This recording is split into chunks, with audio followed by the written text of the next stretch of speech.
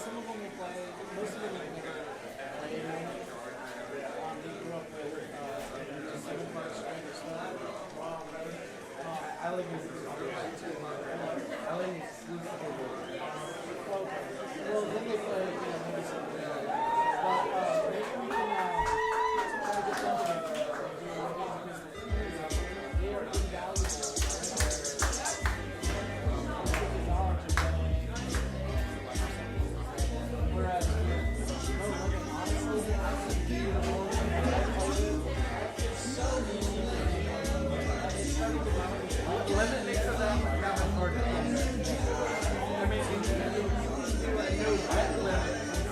make it essentially no limit plus a little limit. I mean, like, I know Vegas is like a 5-minute limit.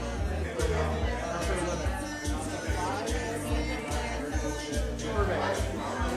Which is like, okay, what are you ready to do? It's like it's 5 minutes, it's half a game, you're ready to do.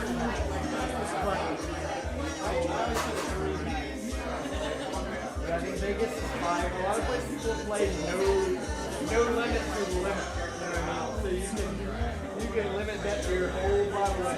Which is fine. But I'll trade some of your pay. I mean, it'll be nice to see everybody.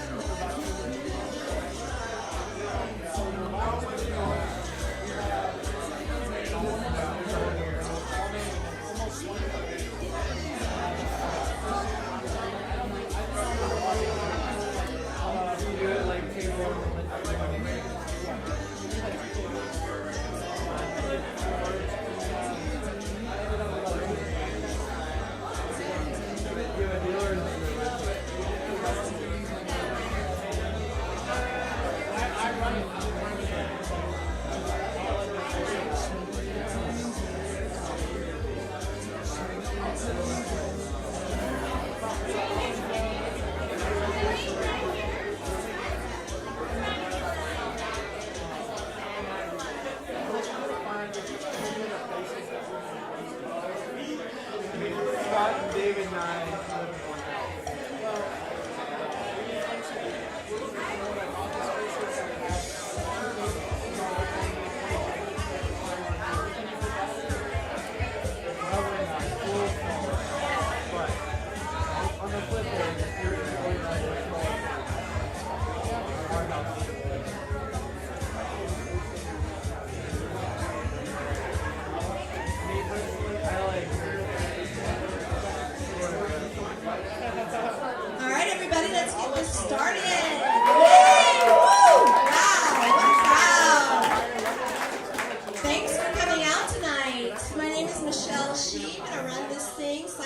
Comdey with Kelly Rowe.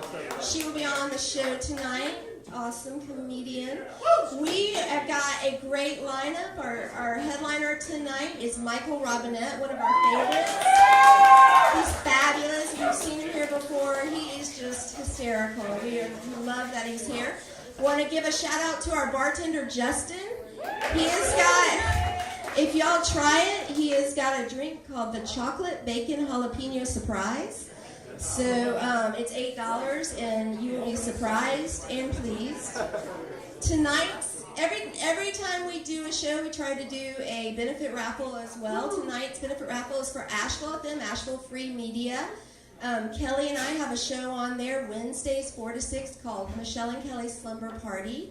Please listen. Woo! Thank you. And we are simulcast tonight on Asheville FM, thanks to Ben Atkins, who will be on the show tonight. And he has a show on there 10 to midnight called Your Only Option, which is a stand-up show. So if you like comedians who are on the show tonight, take a listen to his show because you will probably hear your comedians on there as well. So thank you to him. And tonight we also have Randy Brewer here. He has a show. Woo! Thanks for coming out, Randy. He's from Asheville FM as well, and he has a show called And the Address. It's Friday, 9 to midnight. Multi-genre rock psychedelic record party is how he puts it. So please take a listen, ashevillefm.org. And again, we are being simulcast right now. We are also being simulcast on I Am Asheville pulp.com. So we are excited about them. We thank them for coming out and letting us get our shows for people who are far away from Asheville and can't make it out. And so the raffle tonight was for Asheville FM. If you still want raffle tickets, find me in the audience. We'll be reading them probably about the third comic in. We have our prizes. The Orange Peel has donated tickets to the raffle. We've got Ike Stubblefield and Jeff Santiago and Logos Getos Negros. Try to say that right. They're fabulous. They're tomorrow night. We've also got tickets to Soja and Patty Griffin. So if you like any of them, definitely get a raffle ticket for $1. That's all it is. So that's awesome. And I think that's about it. We'll go ahead and get this show started. Your host is the fabulous Petey Smith McDowell. Keep it going for the lovely Michelle Sheed one more time. Keep it going for yourselves for coming out tonight on a crazy weather night. Keep it going for your own selves.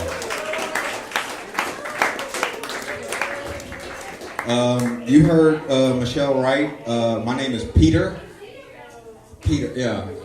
Y'all probably didn't expect my little black ass to come up here.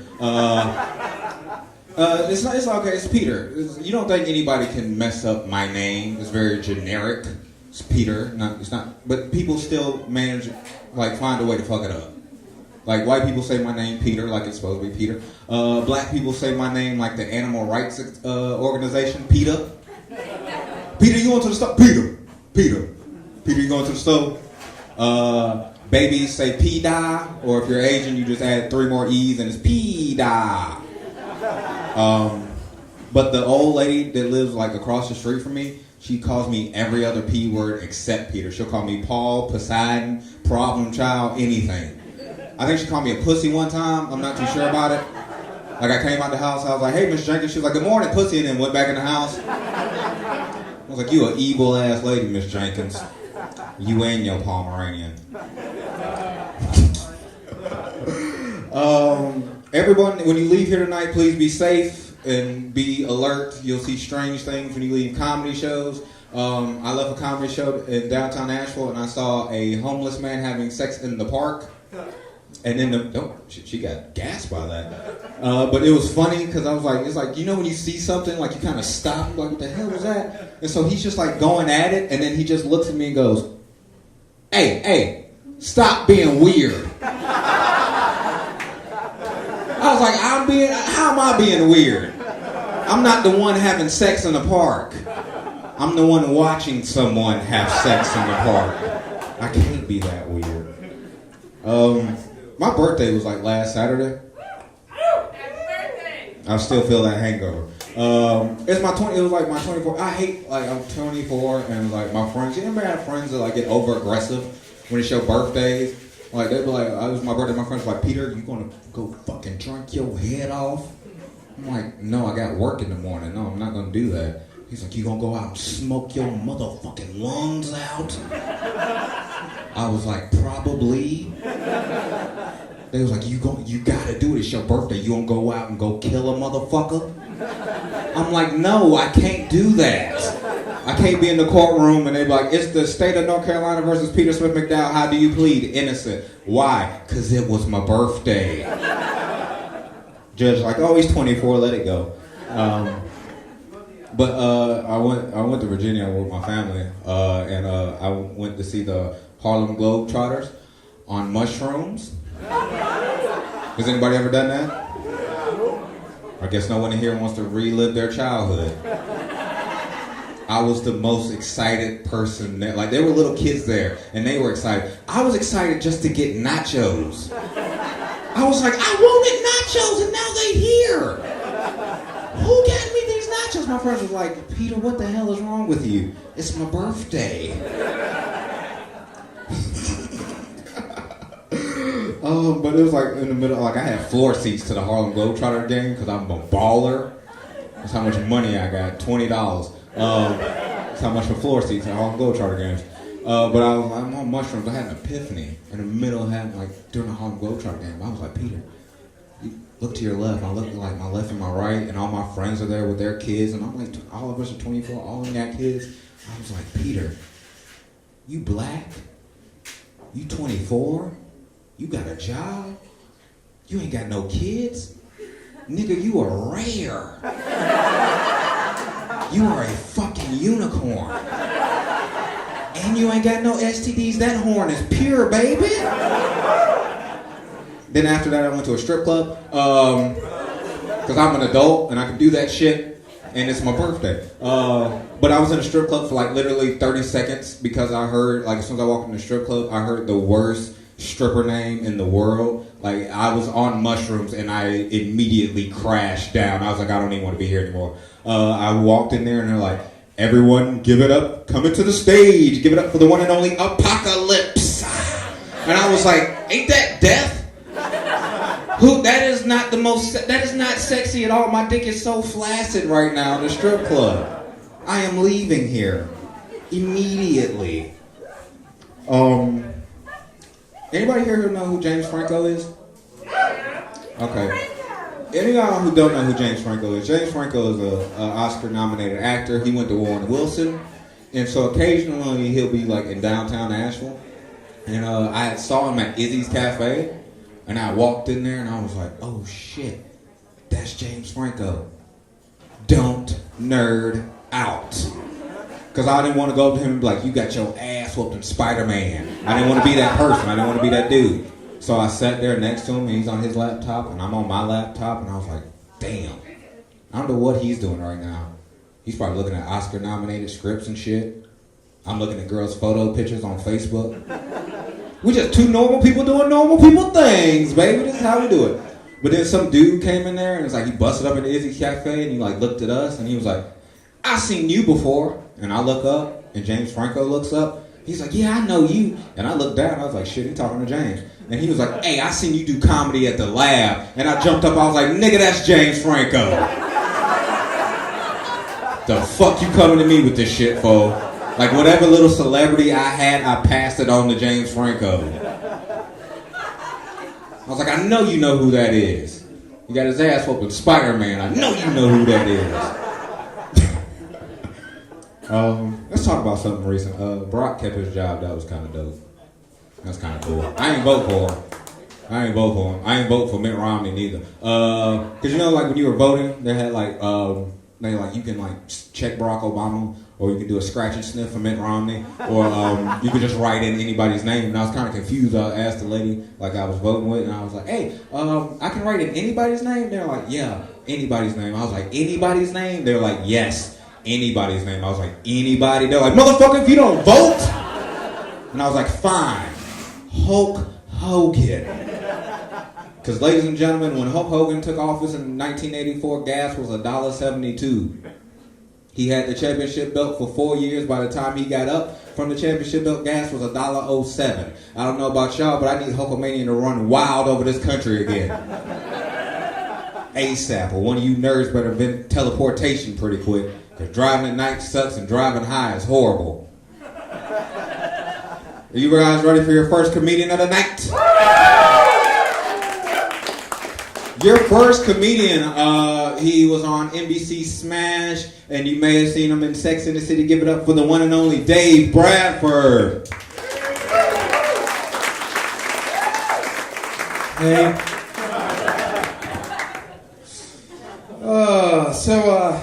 Just moved here from New York City. My wife and I are getting settled in. Boxes are unpacked. We have a few more things to do. Like I have to accept the fact I'll never earn a living wage. And my wife needs to grow out her pubes and leave me for a woman.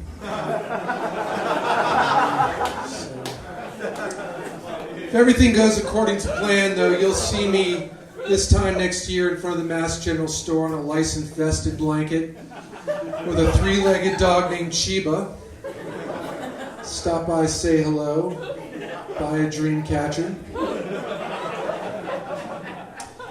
I'm no stranger to Asheville, though. I've dated Asheville girls. I once dated a girl from Asheville named Moonfire.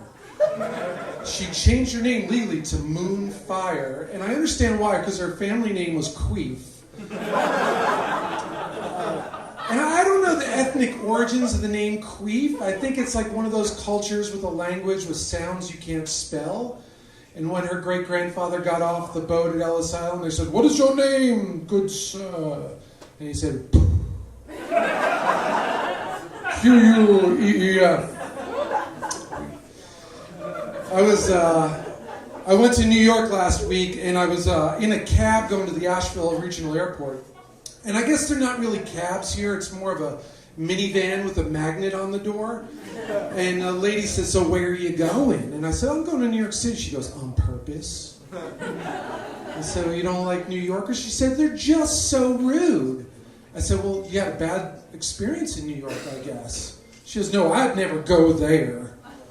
I said, "Well, how do you know New Yorkers are so rude?" She goes, "Well, I watch Law and Order." And I wanted to say, "Well, I've seen Hee-Haw, so I guess you wipe your ass with a corn cob."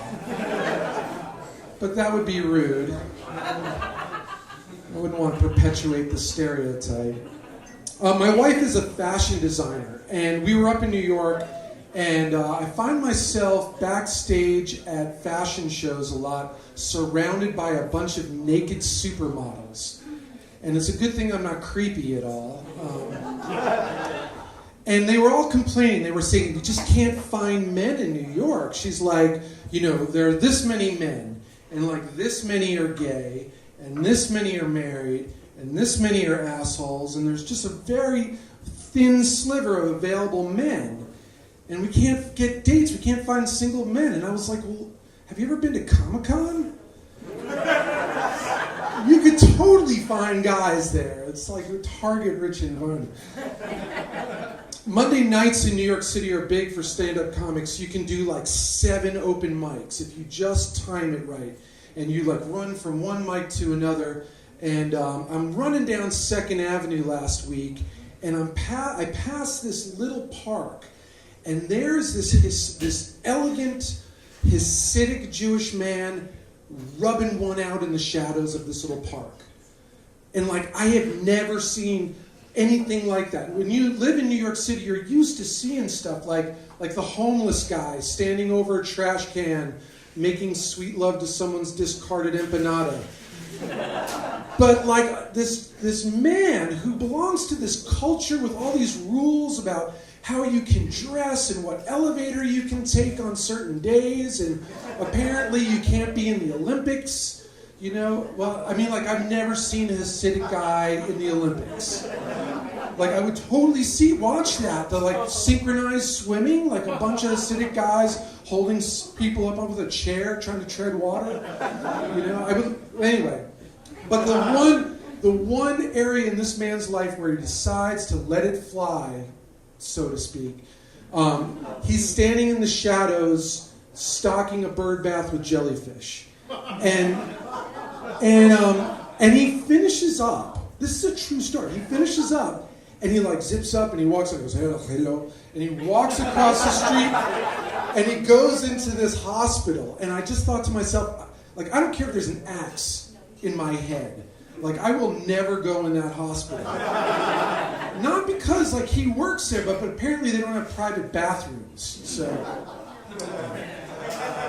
So Boy Scouts are in the news, huh? How would give it up for the Boy Scouts? I guess they did a little social progress there. My dad was a homophobic scoutmaster, and I think my dad was so homophobic because like he never had his sexuality challenged. Like when I was born, my dad went down to a bar and like had a beer and watched the game, and on a cocktail napkin figured out what the next 18 years of my life was going to cost him. I've been present for the birth of 4 children. I've delivered 2, and which I like. Don't give me credit or anything. Like I didn't do anything. I just like caught these babies, right?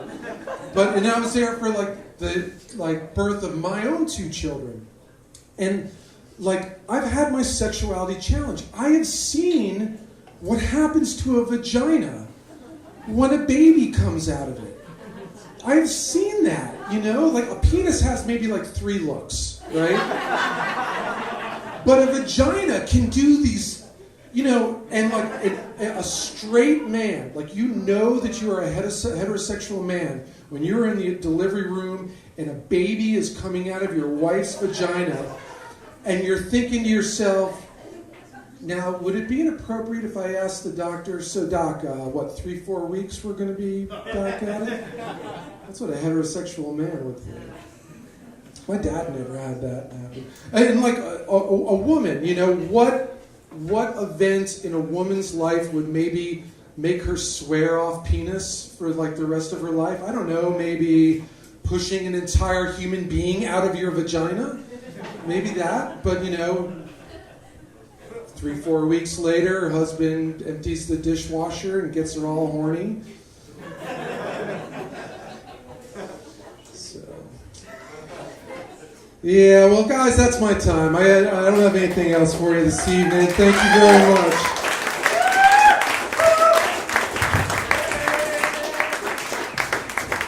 One more time for Dave Bradford.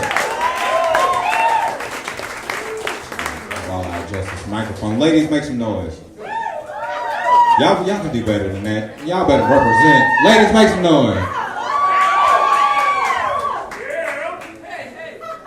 I do creepy things to girls. I know that didn't come out right. I know that didn't come out right. Don't judge me yet. Let me tell you. When I do stand-up comedy, I don't wear sunglasses. Usually, every other day, I wear sunglasses. I wear sunglasses to go to sleep. Shit, I'm that cool. But I got caught, like, all right, I was at the bank, and I got caught staring at this beautiful girl for like 30 minutes. And finally, like, she kind of got, like, fed up, and she just ran up to me, and she was like, what are you staring at? And I panicked, and I got scared, so I said the first thing that came to my mind, which was, nothing, because I'm blind. Now, in my head, I was like, Peter, that was fucked up.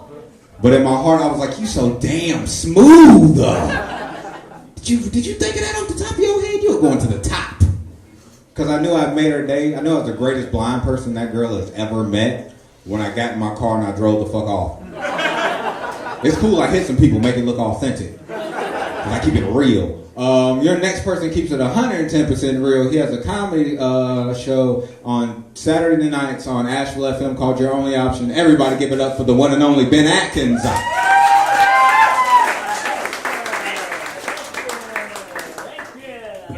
Thank you very much. Thank you.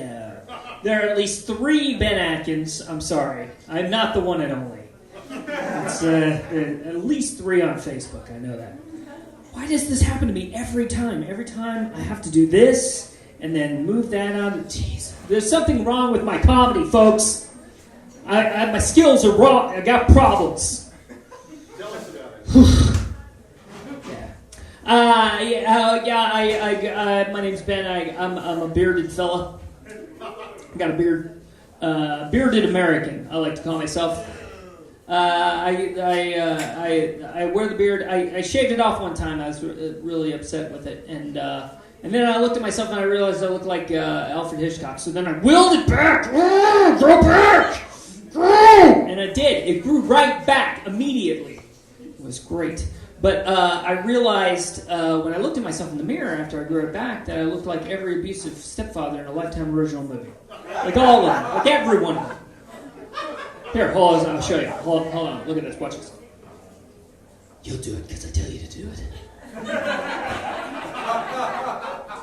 See? Totally. It's me. That's me. I know myself. I know about me. Like this. Okay, I have favorite things. Some of my favorite things. I'll tell you a little bit about myself. Some of my favorite things. Favorite food, I like pizza. I'm going on a limb here. I know it's an odd choice. Pizza. I'm going with that.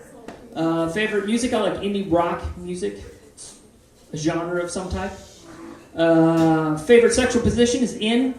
It's better than out. In is better than out. You do this about 2.5 minutes, and then you take a nap. That's how that works, right? That's how most people do that. But I'm a very... Somebody laughed at the noise that I made. I don't know. Was it a funny noise? Did I make it? Or did I just say something funny that was... it doesn't matter. I am actually a pretty nice person. I have to admit that I am actually a pretty nice person. I hold the door for people. I say hello to people. I think I'm actually I think I'm nice out of spite, actually. Like someone will walk in front of me and open the door and they just slam it behind them and oh really, thanks, yeah, okay, yeah, you'll be hearing, yeah. But I do get upset when people do things to my family or my friends that are mean, and it makes me really want to just stab them in the throat with a pen, just like and just watch the blood. I wouldn't do it, but I would want to do it. That's on them. That's their thing. What else did I want to talk about? I have it all written down here on this thing right here. Nice, right? And then but I'm not a tough guy. I'm not tough. I'm not a tough guy. Does that come across? Yeah, I'm not a tough guy. Actually, the toughest thing about me is actually my gag reflex. That's my only defense in a fight. Actually, it's just vomit all over my opponent and then just run away. That's pretty much all I got going for me. It's pretty sad. But I don't. But the problem is that I don't take care of myself. I don't exercise. I don't eat right. But I did. I've got the phone. I got this app on my phone. It is a calorie counting app. It actually scans barcodes on food, so you can find out how many calories it is. The other day, I scanned a 5-pound bag of Jelly Bellies, and it just said, "You're not taking this seriously," and it uninstalled itself, which I thought was that's aggressive for an application to do that. It's aggressive. Right. That's my point. But I say, I don't take care of myself. I don't clean myself properly. But I don't exercise, so it doesn't matter. It's not like I'm sweating. Like the other day, I asked my wife, "Do I smell okay?" And she's like, "Well, you don't smell bad." I said, "Oh well, I guess that's okay. I haven't showered in 5 days. Maybe I should smell bad. Maybe I need to step it up a notch." There's a punchline in there somewhere. I'll find it somewhere. Someday I'll find it. It's going to happen one of these days. But I like I said, I'm married. I have 2 dogs and 2 cats and no kids, and it's fine. It's great. With my wife and I talked about it for many years. Should we have kids? Should we not have kids? All the reasons why and why not. But the main reason why we decided not to have kids is that they live for fucking ever. Come on! Sometimes they even outlive you. That's too much commitment, folks. Pull it back. Thinking if I keep doing this, then somebody will, but it never happens. I do have the dogs, though. I have 2 dogs. One is named Katie, the other one's named Tala. They're both just crazy mutts. And I love them. They're my little dinner bears. I love them so much. They're just my little dinner bears. I made that up, and I just love to say it. But I spend a lot of my time just walking them and picking up their poop and feeding them and picking up their poop and then waking up in the middle of the night to pick up their poop. It's a wonderful experience that everyone should have. But I love them. They greet me at the door every day when I come home from work. They're so excited to see me. They're just so excited. They're just dancing around and jumping, and I'm just like, oh, hey, hello, hello, hello, hello, hello, hello, hello, hello, hello, hello, hello. No, don't jump up. Don't jump up. No. Hello, hello, hello, hello, hello. Hello, hello, hello. Hello, no. Don't jump up. Stay right there. Okay. Hello. Hello, hello, hello. Hello. No! Ow! God damn it! Don't do that! Jesus!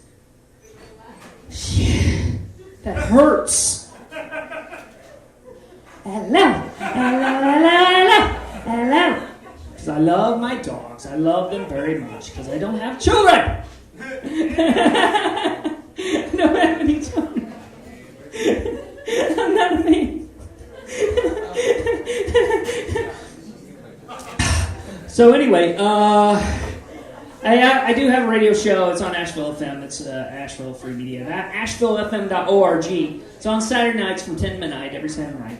And you can listen to it live. You go to AshevilleFM.org and you click on the listen button and you can listen to it anytime. But if you can't listen to it live, that's okay because there's archives of the show and you can get to the archive. It's great. It's real easy. You just go to the home page, click on the schedule button. That'll take you to a list of shows. My show is the very last one. It's called Your Only Options, down the bottom corner. You click on that. That opens up the show page.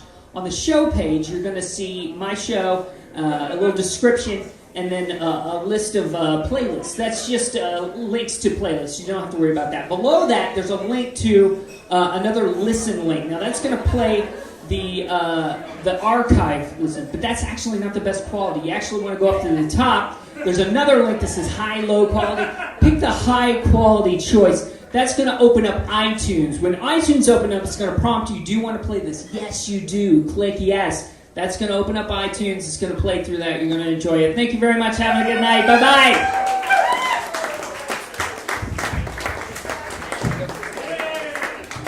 Keep it going for Ben Atkins. This is just me. Does Ben Atkins look like he's going to end up on the ID network? I don't know how, what random TV show, but he may end up on that. I'm going to bring Kelly and Michelle back up here for the raffle they're going to do. Give it up for Kelly and Michelle.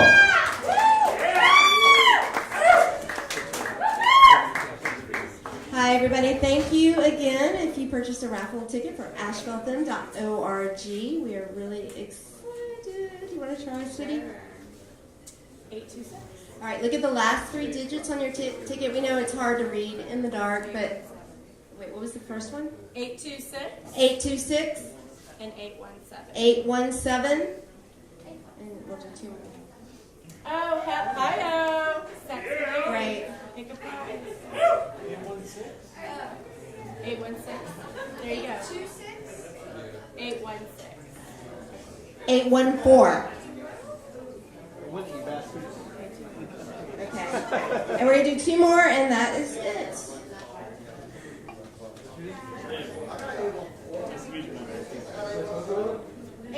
Great. Just stand right there.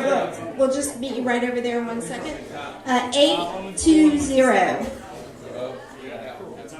All right. And you want to pick one? Yeah, I do. Probably too much. Used to be too much. 806. Yeah, actually. 806.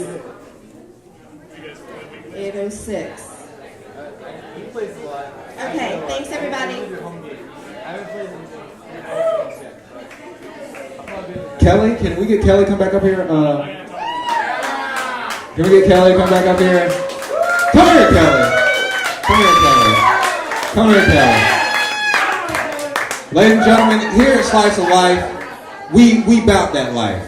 We bout that life. And Kelly is gonna take a shot of the scorpion. Yeah! What do you mean, whoa? This is how we do it. We do this for real up here. They said Michelle was going to do it. I was told Kelly Rowland was gonna do this.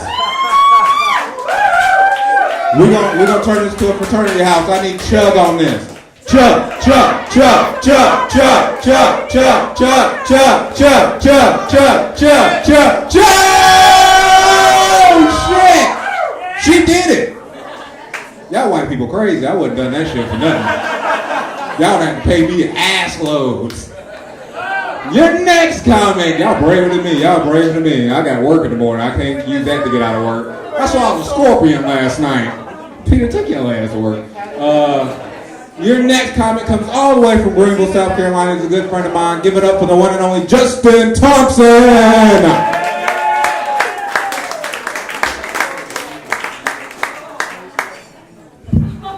Oh, thank you, guys. Thank you, Asheville. Woo, good to be here. Cool city, Asheville. So cool.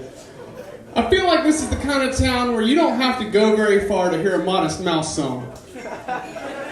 So kind of accurate, judging by that response. Good to be here. Such a cool city. I feel like I don't know if I'm cool enough. This hand thing I got going already is not cool enough. But it is so comfortable. I want you to try it. Take it home with you. You got a job interview tomorrow? Perfect. Oh yeah, come in, Mr. Thompson. Have a seat. I'll stand and tell you why I'm qualified to manage the shit out of this Taco Bell. While my professional experience may be a little lacking, my personal experience also a little bit lacking. I was the coach of a high school girls volleyball team. Well, assistant coach. Well, I got drunk at some of the games. And practices. Well, I'm really looking for more of a new hobby rather than a job. It's good to be here, good to be here. Hell, I'm just excited I'm not at work right now. Because the thing is, I work with people that I would definitely not be around if I applied myself, right? This one chick I work with, I overheard her say the other day, she was trying to stay away from sweets because she had to fit into a wedding dress soon. You know, I'm a nice guy. I didn't have the heart to tell her they also make wedding dresses for fat people. I didn't say that. I just thought it very loudly. Also out loud. Also applying for jobs at Taco Bell right now. It's good to be here. Fun times. I also just got back from a trip to New York. I spent a week there. Yeah, it's a fun city. I had a blast. I got back on Sunday, and then Monday I spent all day looking at misconnections on Craigslist. The thing is, most of the misconnections there, involve the subway. Most of the misconnections in Greenville involve a drive-through at a fast food place. That's really more of a fact, so if you didn't laugh, you get a pass on that one. Hits a little close to home for some of you. Not everyone grew up in Asheville, I get that. It was the fun time. While I was up there, I had a date. And by that I mean I cornered a girl after my show. I said, "Hey, am I going home with you or what?" She says, "Well, no. But maybe when you're famous." I said, "Look, if I'm famous, it's going to be your cute friend."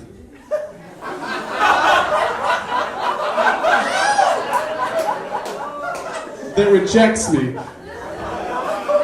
It was a good time. My friend's like, "Oh, Justin, when are you flying up?" "I'm taking a bus."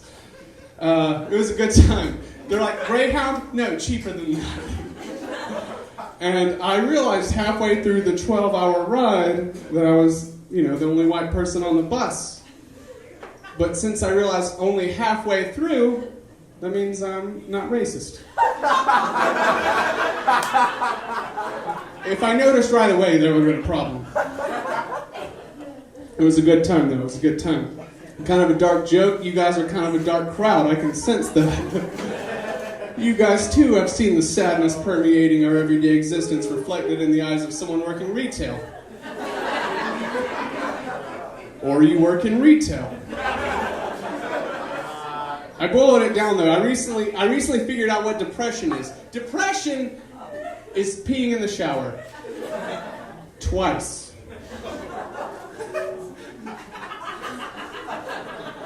Because you got nothing better to do. You're in the shower all day. It doesn't matter. I was in a gang. I was in a gang. I was in the 5th grade. It was a scooter gang. It was pretty legit. We got t-shirts made to prove it. Front side said, "Life's short, just scoot." Back side said, "Ride or die, bitch." And that's how I generally like to live my life. I ride or I die. I have good times. 2 minutes left. You guys are aware of that. I'm looking at my phone. It's okay. The bus ride back was fun. I made a friend, incidentally, sat next to the only other white person. It was because this girl was deaf and she asked me to ride with her to make sure she got on the right bus. And she was passing notes to me, making small talk, small right. And she asked me, she said, "Do you like to listen to music a lot?" I don't. I like it quiet. So I didn't take the hint. It was a good time, though. It was a lot of fun. You know what? You guys have most certainly been an audience. It's good. Good to be here all the way from Greenville. Grew up in the South. I'm from this small town called Hartsville, South Carolina. Anyone ever heard of it? Oh, yeah. The one friend that I know from high school. Yeah, thanks. Real supportive crowd. Yeah, small town. A lot of fun. You know, that's the next joke I realized. My ex-girlfriend was really mean to me. She used to call me baby dick all the time.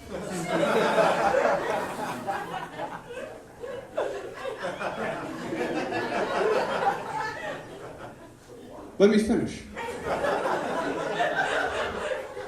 I think that's because the arms and legs freaked her out.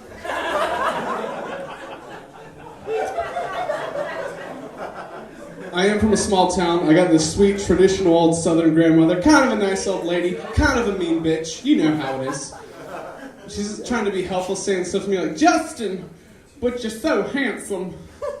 You must be beating them off left, right, and center." You'd be surprised how much beating off I do. Grandma. All right, guys, that's my set. Thank you, guys.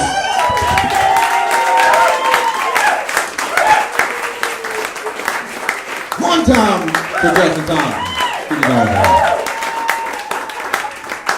your next comic is one of the nicest young ladies with the dirtiest mouth I know. Give it up for the one and only Allie Steinhoff.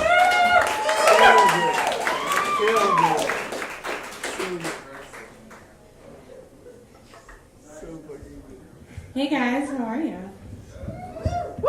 Yeah, me neither. That's really okay. Today was like the day from hell that wouldn't stop, and it was like finally over, and then my phone pinged and was like, "You're doing a show at Pulp," and I was like, I mean, yay! Now I'm here with you guys. This is really what I wanted to do. Okay.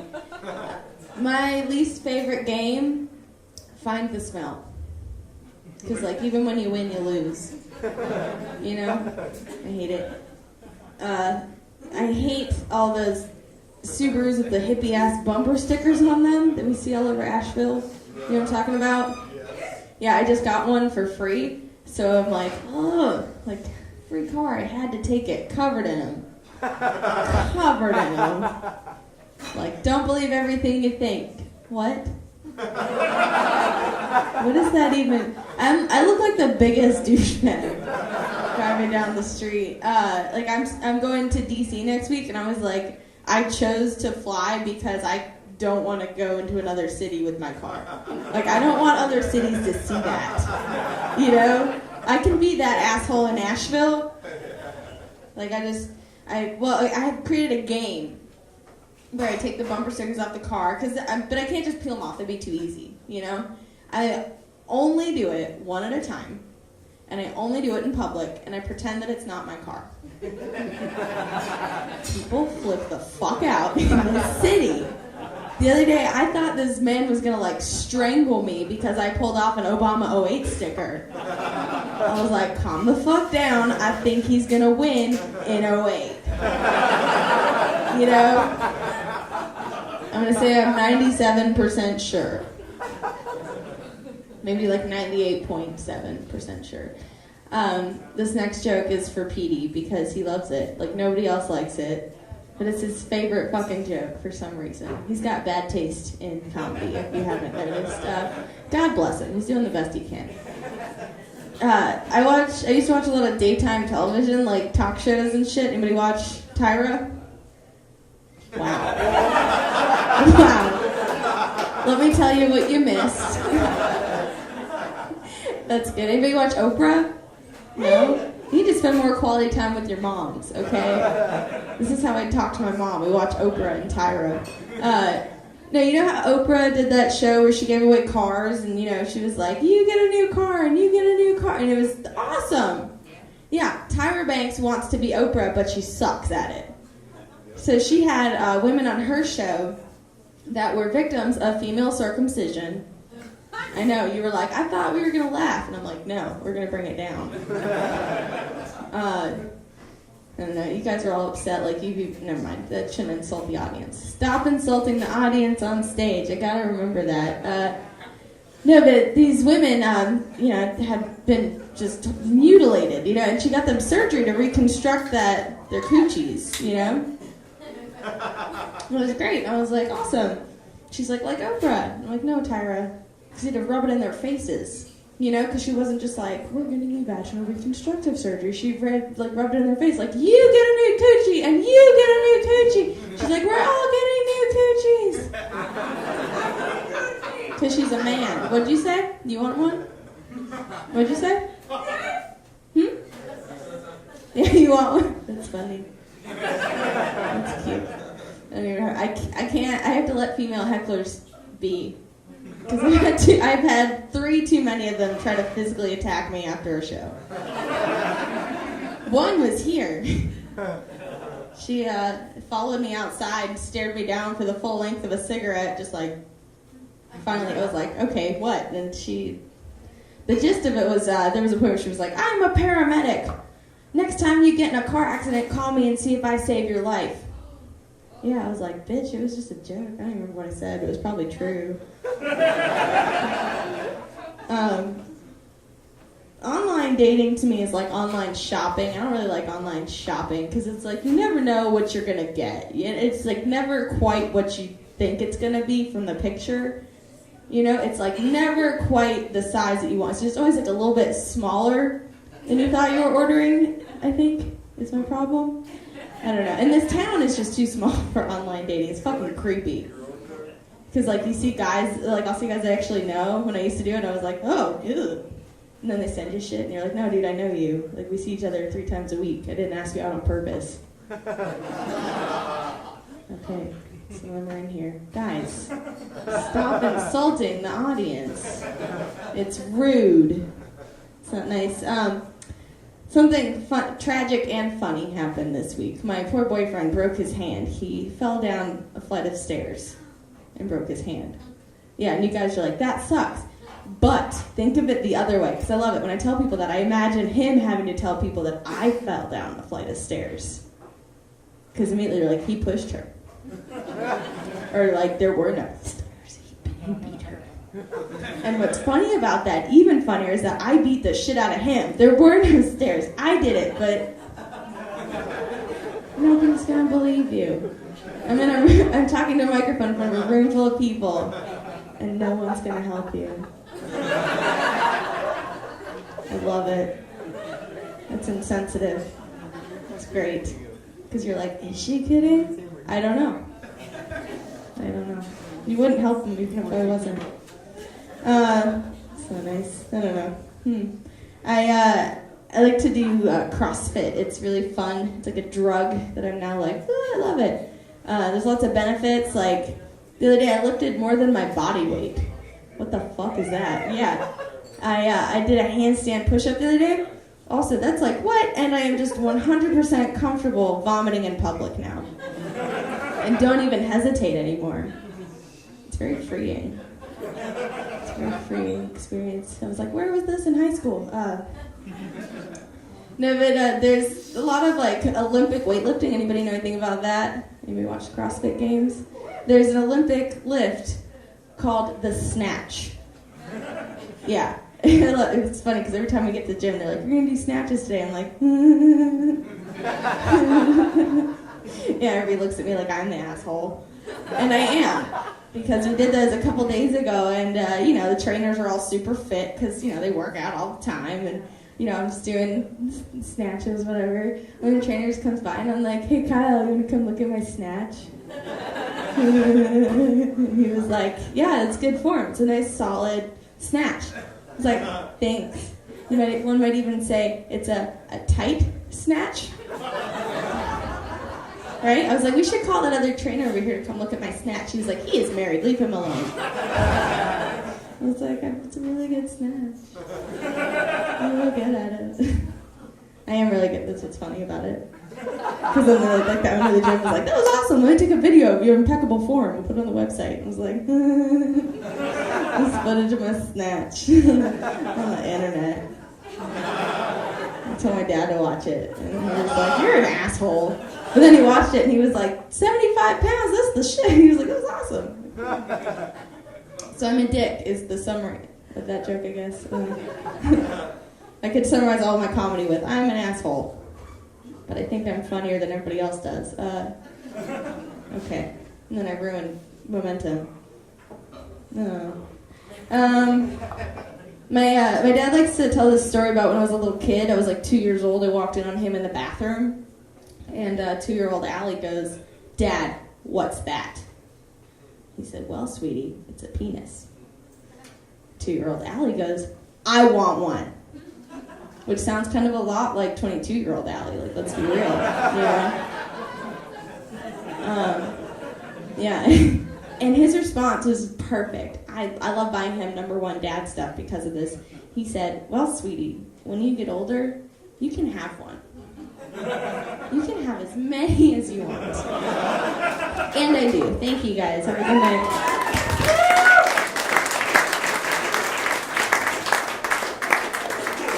One more time for Allie Steinhoff. Fellas. So, hey, she gonna be drunk. She gonna drink that set off later. So, and I know somebody's gonna hit that with their car.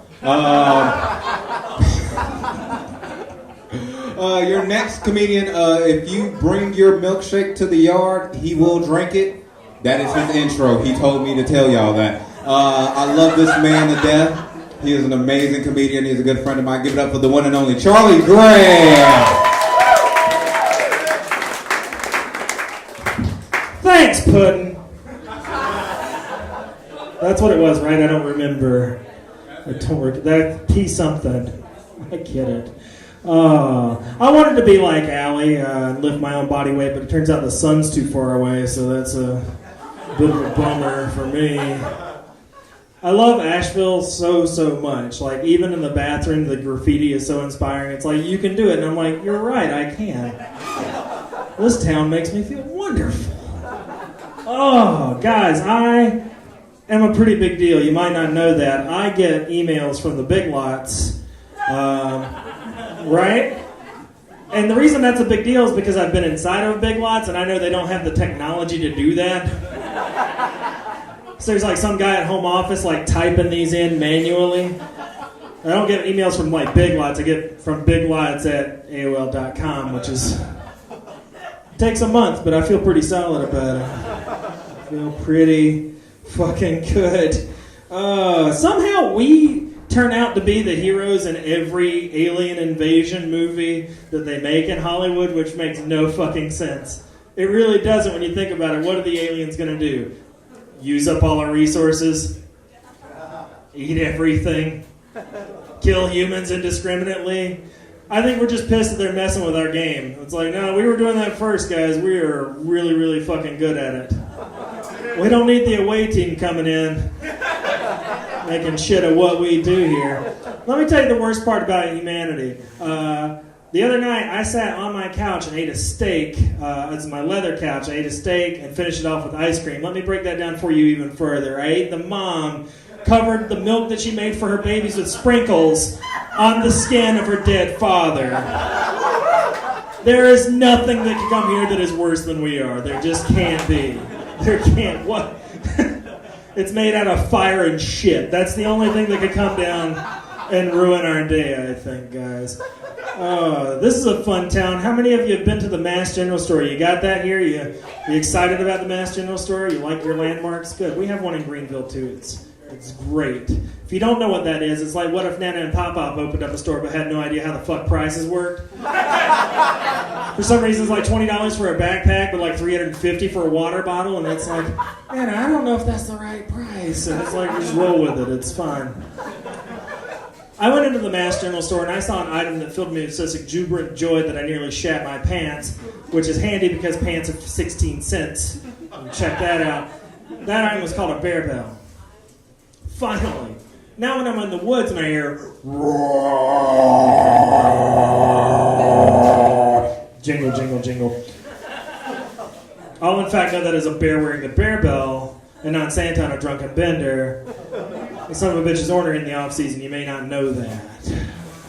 Turns out I'm wrong though. You don't put the bear bell on the bear. That would make too much sense. You put the bear bell on you, which, depending on how fast you move, makes that a dinner bell.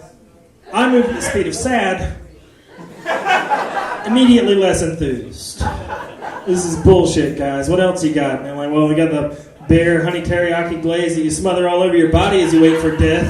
That's a pretty good seller. We also got the cougar trumpet. One little doop-de-doo and you're fucked. Especially in some of the bars around here. Older ladies, am I right? Oh, guys.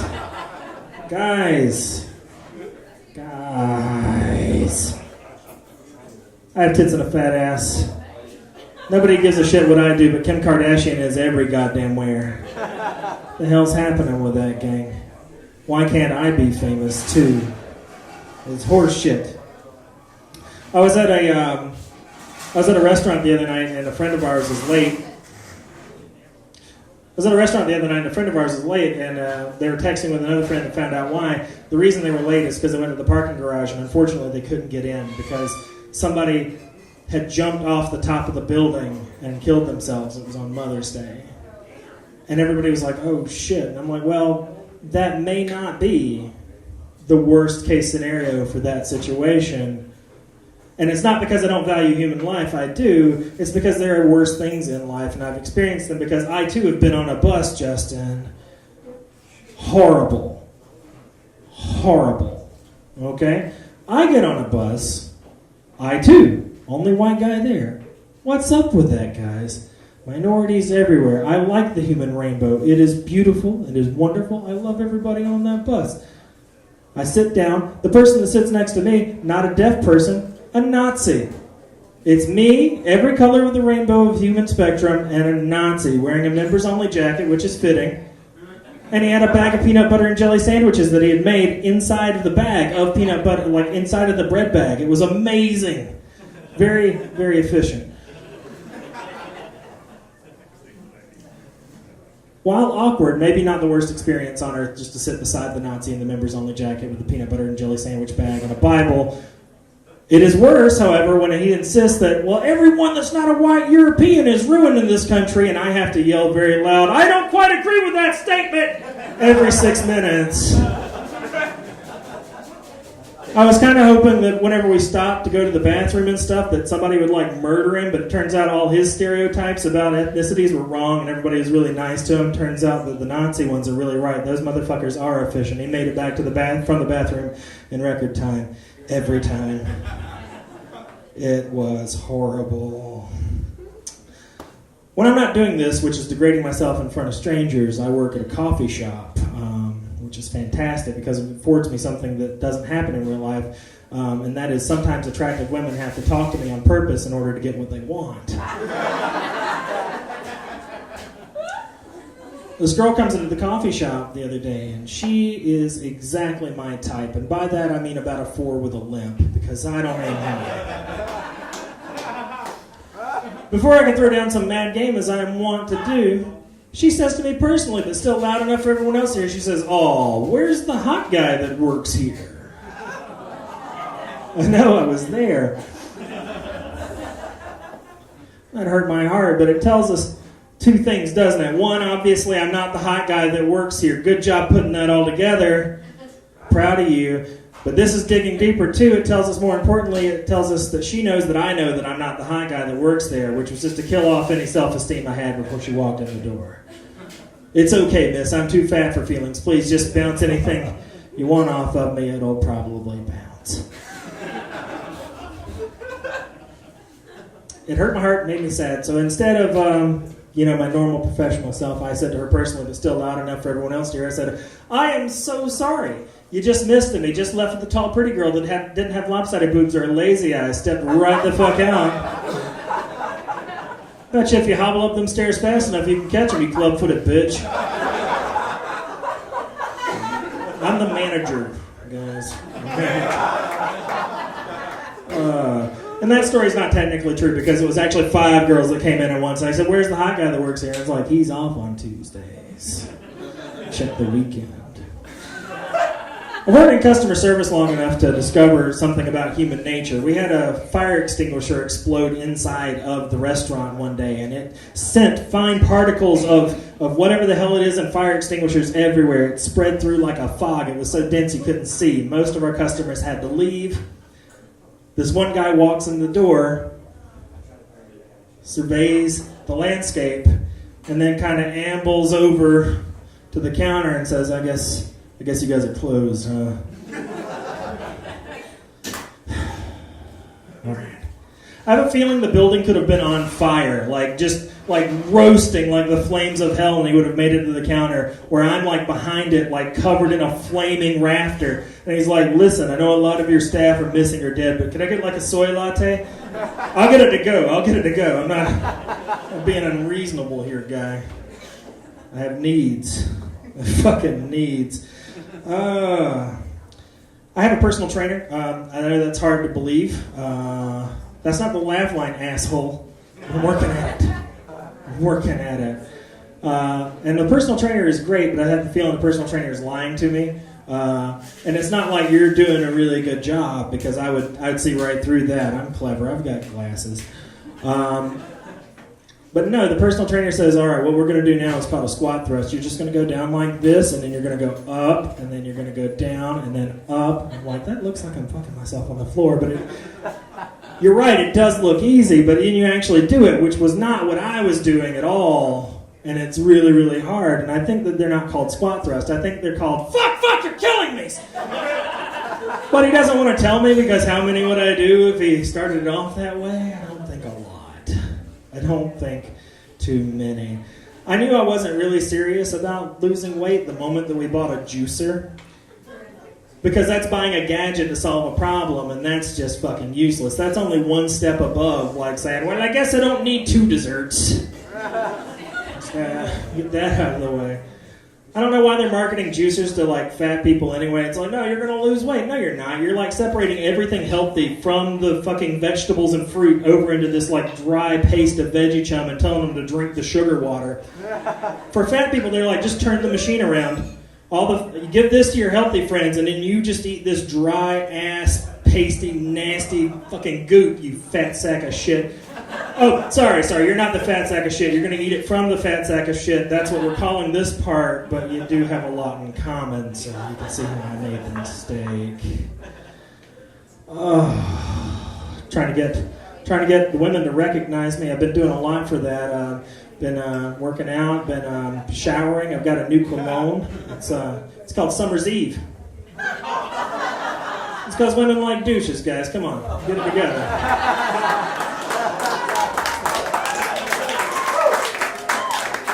Here's a question for you. You ever been in the shower in the morning and you're just like waffle stomping a turd down the drain? You're thinking, what am I doing with my life?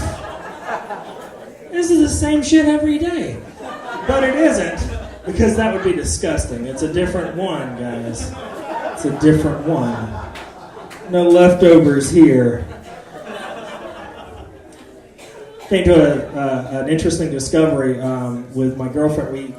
We hate the dog. Not really hate, I guess. Hate is the wrong word. We just don't care about the dog. Like, the dog probably likes us, I'm pretty sure, but for some reason the dog insists on shitting on everything that we love, like the bed or the cat. Which, it's kind of weird. I came into the relationship with the cat because I knew that it was incapable of love, and I accepted that. I'm like, I just want something that's kind of excited that I exist for like a brief moment, like every 15 to 20 days. My girlfriend got the dog because she thought, I want a baby, but it turns out she doesn't want a baby because that's way more maintenance than a dog.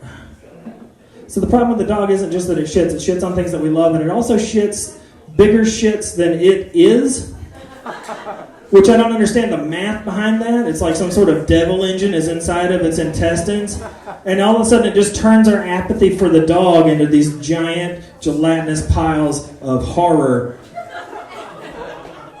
that are all over my feet in the end of the night. So you can see why I don't like the dog so much. But we're good people because we let the dog, we pet the dog and we're really nice to it and everything. If we were horrible people, we would have burned it in the tub. So I think we win ultimately, guys. Taking the dog on a walk through the dog park near our house, and from the woods, before we get there, we hear somebody screaming, "Murphy! Murphy!" I'm like, man, somebody is really pissed at RoboCop. I'm wrong, though. I'm mad at RoboCop. We turn the corner, and there's a giant chocolate lab named Murphy that is fucking everything on the field. Just everywhere it goes, and the owners aren't going to get him. They're just like, "Murphy, come on!" And to the dog, he's probably like, they're cheering me on, I think. It's like, I can do it! Yeah, I read the graffiti in the bathroom. I got it. My girlfriend starts laughing way before I do, and I'm like, well, what's the joke? What am I missing? And she said that dog is the most perfectly named dog ever. And why is that? And she said, well, according to Murphy's Law, everyone's fucked. That dog's ahead of the curve. That dog has it down. I'm going to leave you with this. I know you're excited about that. I've checked out Craigslist in every area that I go to because it's always fascinating. You can tell a lot about a community by what's posted on its Craigslist. Your Craigslist, interestingly enough, has a few options. There is one that is looking for a professional model for their hat and gun rack collection. Serious inquiries only! Who wouldn't be serious about that? Another is a ghostwriter for their Helen Keller fanfiction erotica. Which is necessary, I think. But these are interesting, so I actually tried to find out where they're coming from, and it turns out it's a town called Canton. Anybody familiar with Canton? I wasn't. I went to see what it was. Calling it a town is a little bit of a misnomer because an assemblage of trailer homes does not a town make. They're all facing each other, so I guess that's community. As I was driving into town, I saw the sign that said, Canton. And their town motto is, because it's filled with mischievous hill folk. Look at the Craigslist. Lying beside it was their old town motto, which is, Canton, we ain't close to shit. No period, no exclamation mark, nothing, because nothing in Canton has a satisfactory ending. Thank you very much, ladies and gentlemen. You've been fantastic. Give it up for your host, Peter Smith-McGo. One more time for the Canton lover, Charlie Gray. Summed up Canton perfectly. It ain't close to shit. You guys ready for your headliner this evening? Keep it going. Give him a good round of applause for him. He opened up for Sean Patton a few weeks ago. He's a very, very good friend of mine. He's all the way from Greenville, South Carolina. Give him a warm round of applause for the one and only Michael Robinette.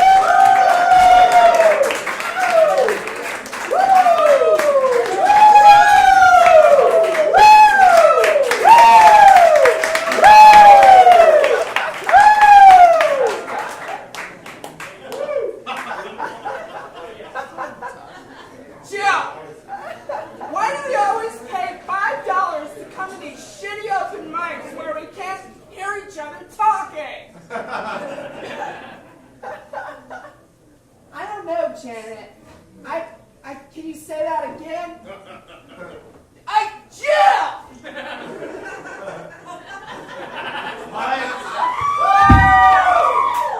So, in case you guys are curious about what I brought on stage with me, that is my dinner, and I don't trust this audience. It's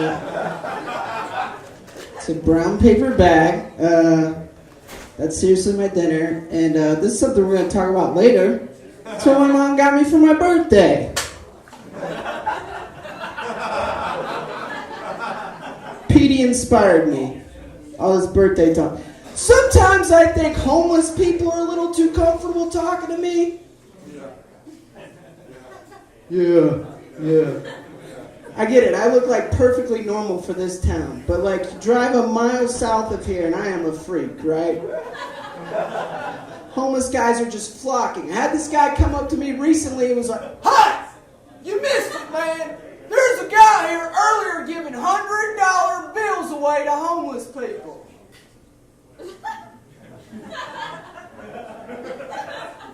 I was like, gee, I hate I missed that, man. I was at home.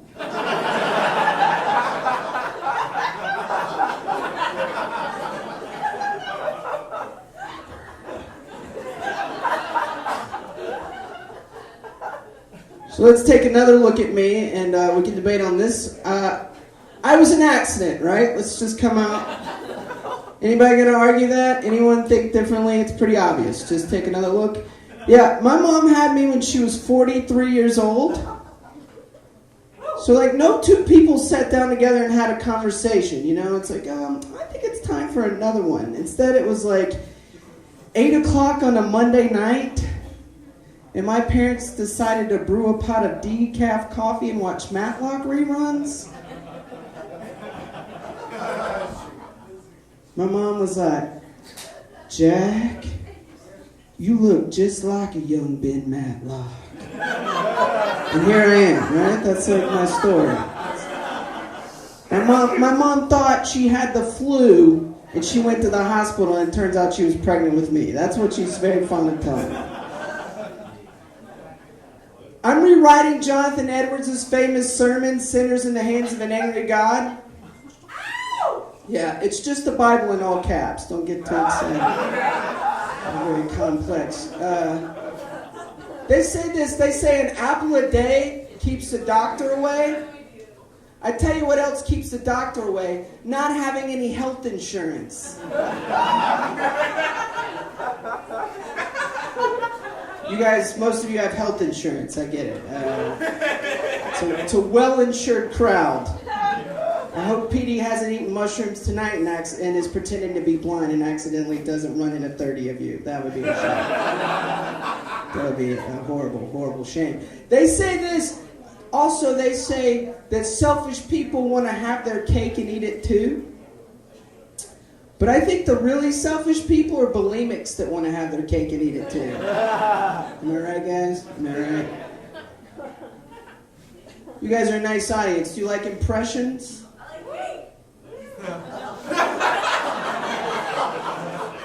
What did she say? She likes cake. Wow. Fair enough.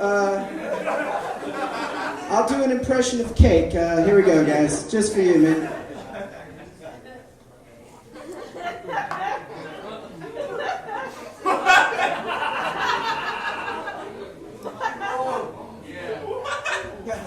That was a candle on top. See, that's what that was. I'm the cake and then candle. It's improv comedy at its best, guys. It's improv comedy. All right, let's get serious, though. I want to do some impressions for you guys. Here's what I like to do. I'm not an average Joe. I'm not up here doing, cheesy old celebrity impressions. I like to do animal impressions. And what I like to do is I like to take ideas from the crowd. And you guys were brave enough to sit up front. So you, sir, say really loudly what it is you'd like to hear for the audience. Giraffe. Hawk. Good deal. All right, guys. For you guys, I will do an impression. For this man, I will do an impression of a hawk.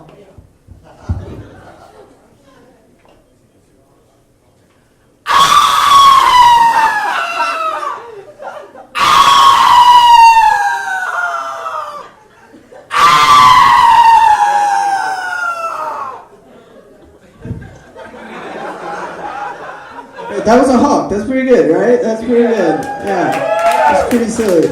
All right, we got time for one more, guys. You guys are... yeah, I know. We got a tight ship. You, sir, what would you like to hear? Really? No, you know what? Who said cake? What would you like to hear? Oh, you're right. I already did one for her, man. You're right. You're dead on by saying... I know that's what Jonathan Edwards means. You, man, what would you like to hear? Tiger. A bear and his cub. Good deal. A 2-for-1. What do people... where I'm from, people just usually yell out giraffe or something. I don't know. But, whatever. I'll play along. Okay, let me think about it. With your permission, I'll do the bear first, and then I'll do the cub. All right? So the bear's like, and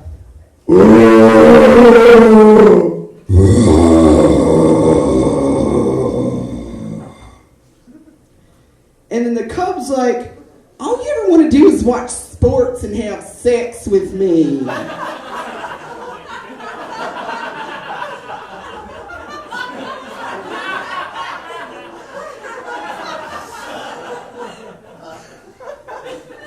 I'm sick of chest hair. I'm going for twinks. Okay, you guys are not a hip crowd. Noted. I was walking around in the park where I live recently, and I saw this guy that had a sign, and it said, Jesus loves you even if you've had an abortion. Wow. I know. I had to talk to this guy. I had to. So I went up to him and I was like, excuse me, sir. This Jesus guy sounds amazing. I want to know everything about him. He's like, you don't know anything about Jesus Christ? And I'm like, not a thing, man. Here I am, you've got all day. He's like, for God so loved the world that he gave his only begotten Son, that whosoever believeth in him should not perish, but have everlasting life. It doesn't matter where you've gone astray. You can live eternally if you just ask Jesus to come into your heart. I was like, wow, man. That's amazing. What's an abortion?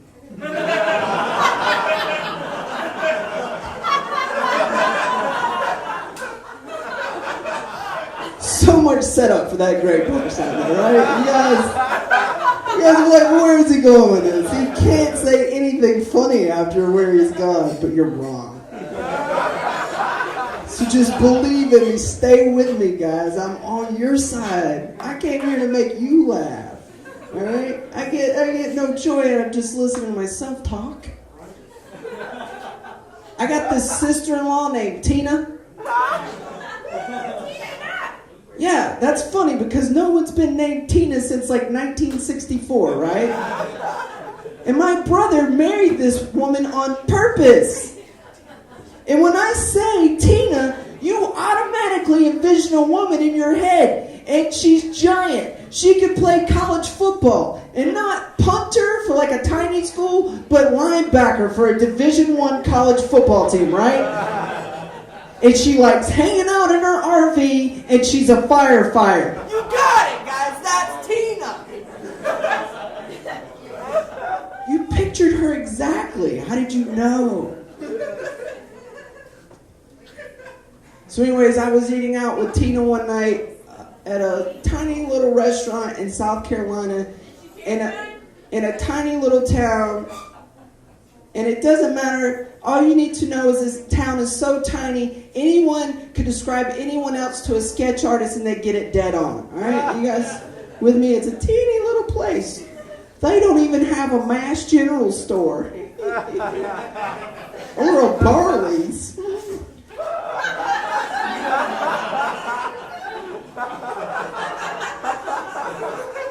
So we're ordering our meal or whatever. And this waitress comes up to us, and she's like, oh my God! I totally recognize you! I recognize you from television!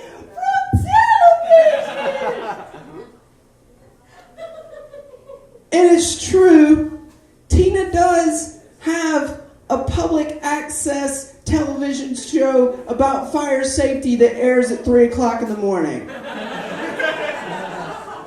never in my life did I think we would run into someone that had actually smoked enough of whatever it would require to watch that person and that they'd have a job. Then they'd be handling my food.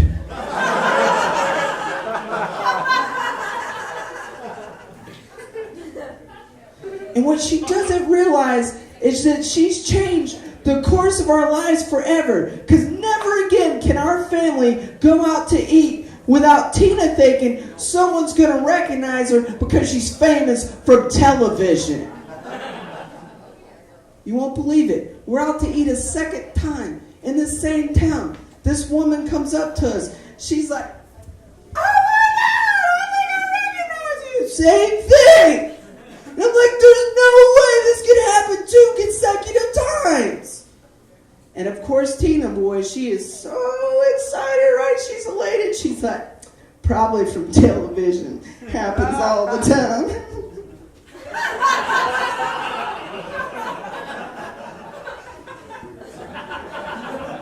Stop, drop, and roll, guys.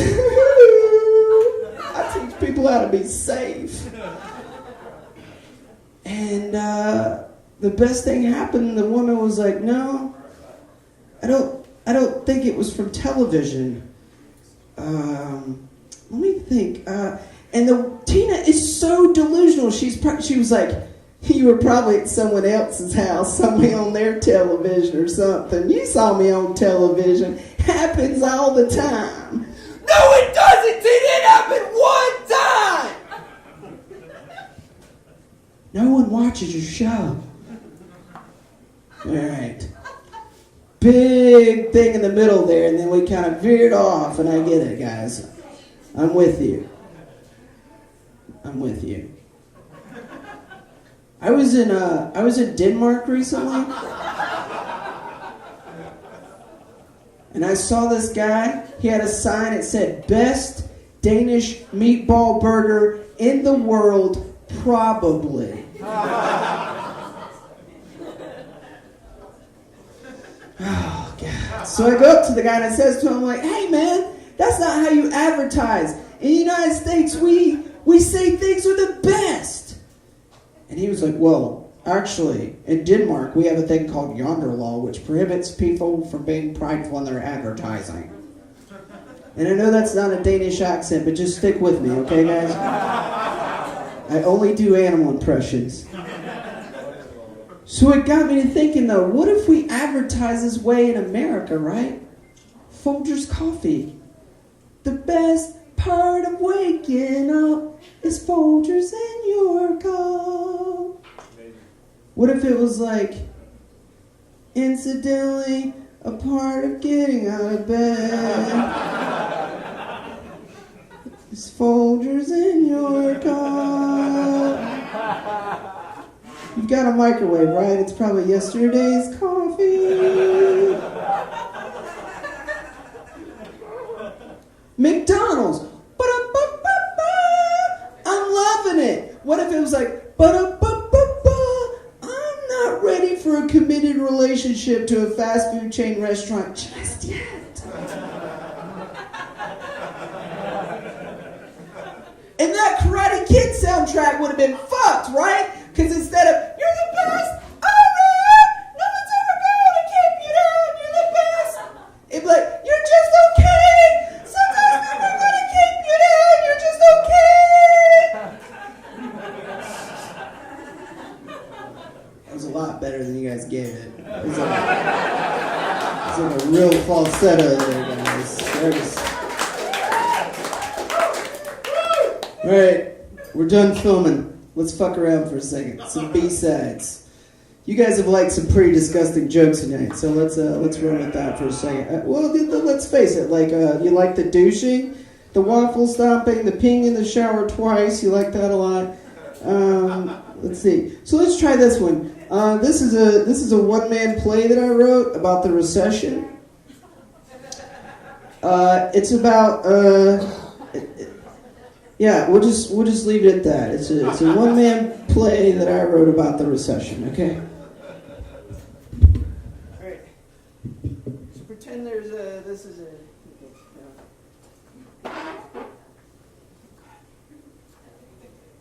Dude, when are you going to get a job? You're disgusting. I'm not worried about getting a job right now, okay? Jesus Christ, just leave me alone. You know what? I think you would make an amazing school bus driver. We've had this talk. I'm not going to be a fucking school bus driver. Why not? It's a great job. You get summers off. You could do summer school if you wanted to. God knows you could use the money to pay back that English degree you're not using. We've had this discussion so many times. I'm not going to be a fucking school bus driver. I could be a college professor.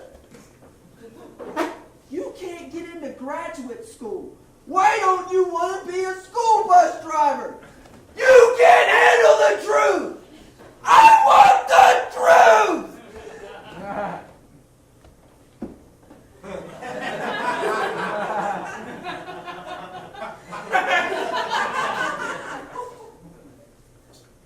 I can't be a school bus driver because I'm a sex offender.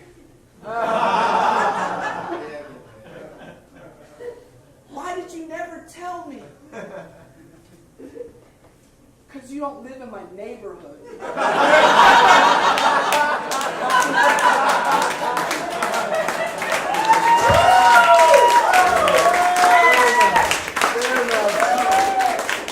Now we're fucking around. I like this. Now we're in my element. Guys, I had my first job when I was 9 years old.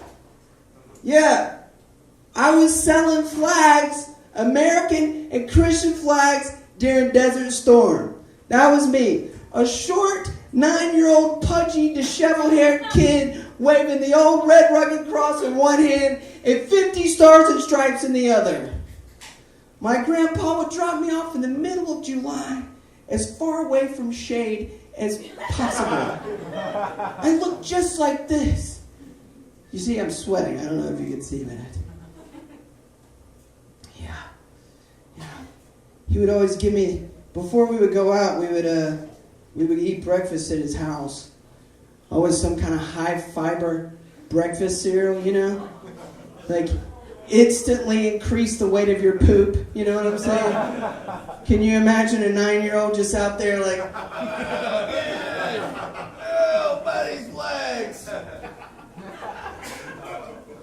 He would always give me the lowdown. He'd be like, look, man, 1 flag's $10, 2 flags $15. If they ask you any questions, just tell them you need to support the troops fighting in Desert Storm. If they give you any guff, tell them your grandpa fought in World War II.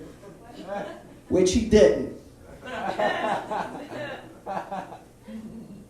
You know, the thing is, though, like, people would just, I make tons of money. I got $1 per flag, and I was, like, rich. You know what I'm saying? Like, I was the greatest job. But if you did this to, like, no one ever asked me any questions. Like, no one ever came up to me. They were never like, where's the adult? Are you having a heat stroke? What's going on here? Instead, they're just like, you know, I would give them the spiel and they would hand me $50 and drive off into the American sunset. If this happened in today's world, Ira Glass would do a This American Life episode about it. I would have probably, like, someone would call social services. I would be adopted, right? I would go to prep school and then the college of my choice, paid for. I would be the one getting a job at NPR. But instead, it happened in 1995, and all I get is a lame-ass story like every other old person about how, when I was younger, life was less complicated. Yeah. You could drop a kid off in the middle of July as far away from shade as possible and tell him to go to work. Then you could take him to McDonald's for lunch and not get any guff and blow cigarette smoke in his face while he stuffed it full of Happy Meals. Right, guys? 1995. Amazing. Now everyone's got cancer and a blog.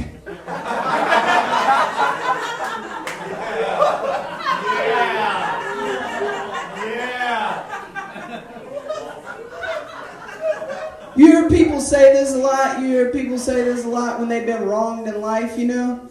People will be like, man, he really fucked me in the ass.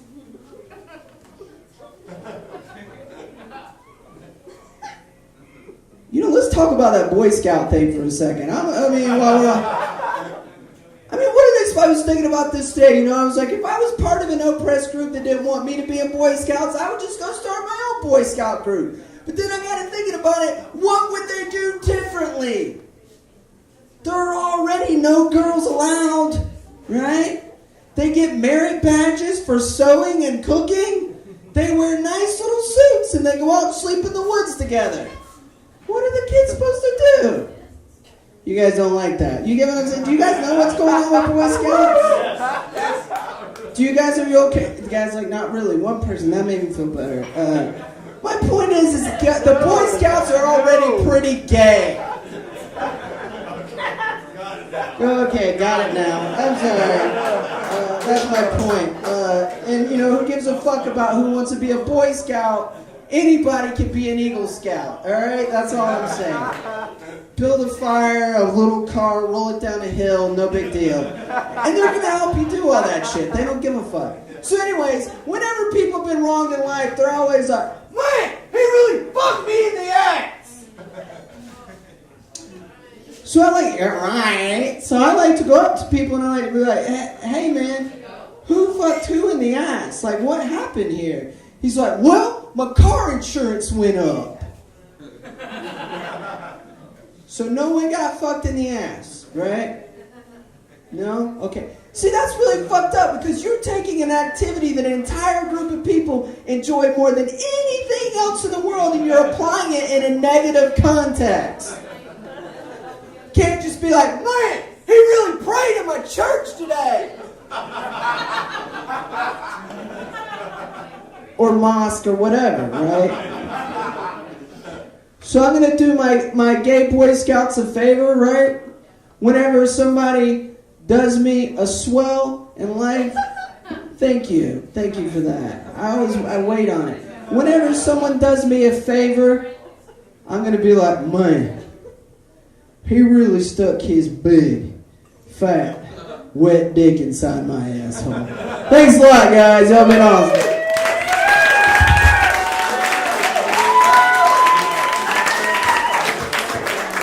One more time for Michael Robinette. He put in work. He even brought his little lunch pail on stage. That was amazing. Your next comic, you may have not seen him on Comedy Central because he's never been on Comedy Central. Give it up for the one and only Nick Murphy. Oh, shit. I told him to introduce me as you've seen him on Comedy Central. I kind of wanted to see if, y'all would be like, no, we haven't. I'm following the headliner. He's the highlight of the show. There's no way I was ever on Comedy Central. Anyway, nice to meet all of you people. Glad you came out. Like you said, I'm Nick Murphy.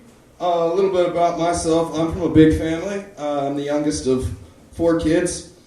And it's always made me kind of think that I was an accident, being the last one on the chain. So the other day I just outright asked my mom if getting pregnant with me was a mistake. She said, only in retrospect. Hey, I love you too. Actually kind of having a bit of a feud, or at odds, I would say, with my mom and the rest of my family, due to an incident I had last Christmas. Big fan whenever we get together, for some reason, somebody always makes a decision to do an activity that just naturally at its core is designed to breed conflict. Is anybody in here, their family likes to play board games? Maybe you'll understand. I think the mistake was when we decided to play Monopoly, because I fucking hate that game. I think it's because it requires a lot more business savvy than the age range on the box indicates. It's 8 and up, if you don't remember. 8, according to Parker Brothers. 8. I don't think there's an 8-year-old on the planet that really understands the complexities and the ins and outs of selling 3 properties on St. Charles Place. And some of you don't remember the game, St. Charles Place. It's right in between a jail and an electric company. That is a tough piece of land to make profitable. I don't care what real estate market you're in. Like, even pre-2008, you're not going to get a profit on it. I throw the 2008 thing in there just to gauge how many people in the crowd understand that we're in a real estate crisis. And that's when it started. All right, you're all renters, I get it. Monopoly takes so goddamn long to play. Like, after 4 hours of Monopoly, Jesus Christ himself would be taking a 50 from the bank. And he'd probably get in trouble with it later. Like, his friends would be coming up to him and be like, dude, Jesus, like, we counted the bank. There's something missing. Do you know anything about this? No, but I think I saw Judas sticking his nose in there while the rest of us were eating pizza rolls. Some of you don't get it. They're eating pizza rolls because in this joke, Jesus and the apostles are at a sleepover. In my mind, it's the only time you have long enough to play a whole fucking game.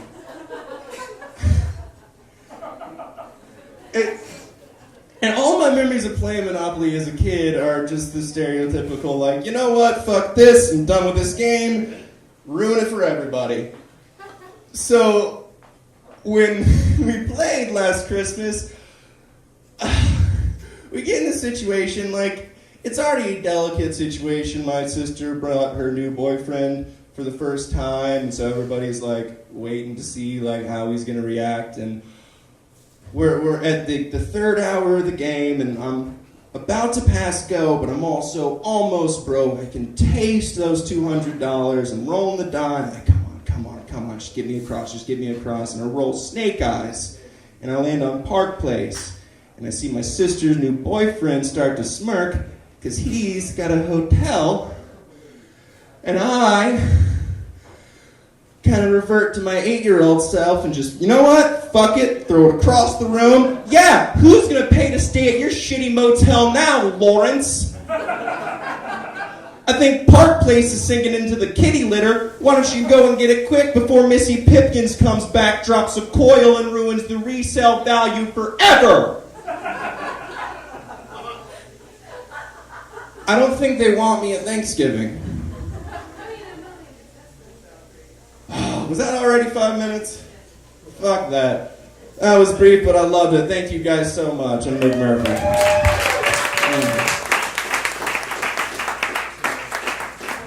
One more time for the Monopoly hater, Nick Murphy. Hating on Monopoly. I don't play that game. I play this one game I created. It's called Hide My Father's Lighter, and then watch him molest himself looking for it. That is the greatest game in the world, because he will literally, like, he goes all the way to second base on himself. He will be like,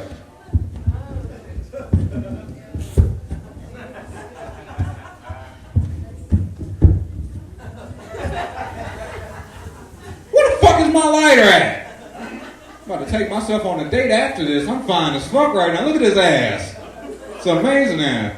All right, you guys ready for your next comedian? Your next comedian is a good friend of mine. He works here a lot, and he is going to be sassy as ever. Give it up for the one and only Chris Madrano.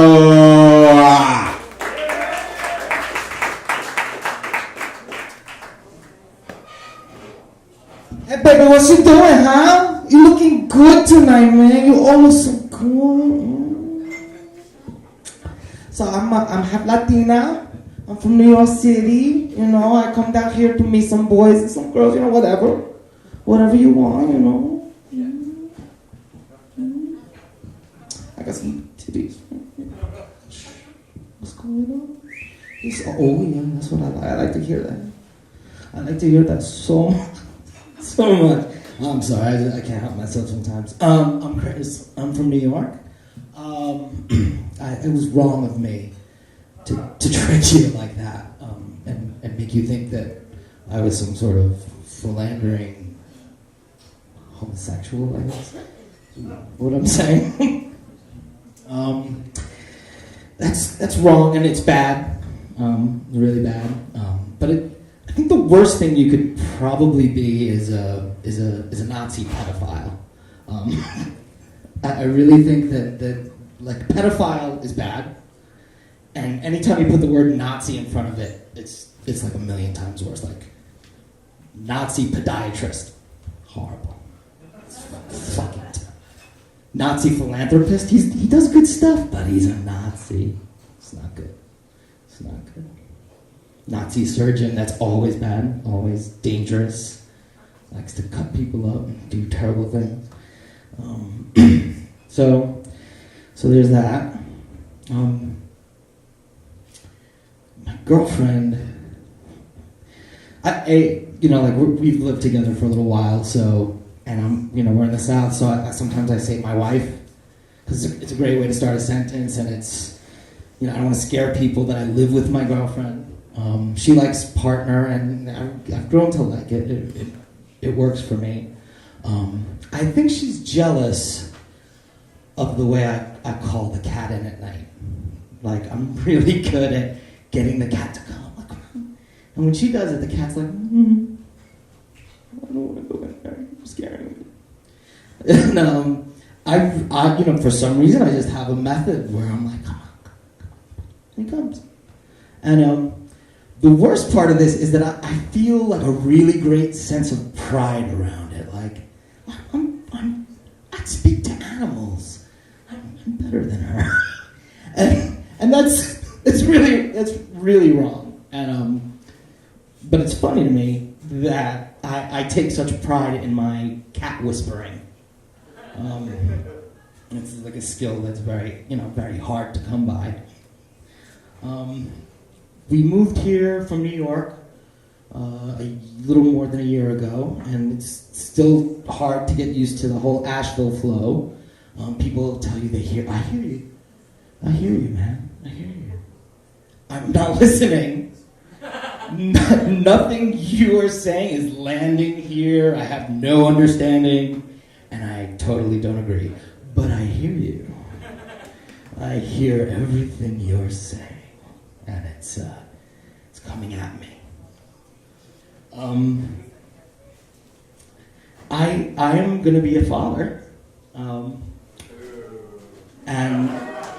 it's exciting, and it's horrifically terrifying.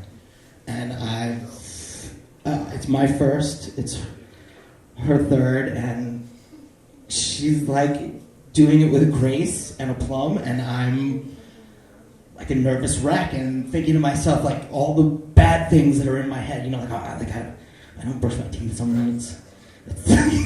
How can I be a father if I don't brush my teeth every night? How am I going to teach a child to brush their teeth if I don't brush my teeth every night? And then I think about her, and I'm like, because I'm a guy, and though I obviously think certain things about myself, I also wonder why women have sex with men. It's just weird to me, what's going on there? And she let me have sex with her to make this baby. My baby's in there. That's crazy. And on top of that, I used to have long hair, and every once in a while I'll walk past a mirror, and I'll be like, why is fat Bruce Willis in the mirror? That's weird. There used to be a cool guy with long hair, and just now that's gone. But I'm really excited about being a dad, and I feel weirdly blessed in a way that I never could imagine, and I know my life is going to change in drastic ways, and I'm really looking forward to it. And I feel like it's not really super funny, but it's amazing that this is the way my life is changing. So, that being said, that's my time, and thank you very much.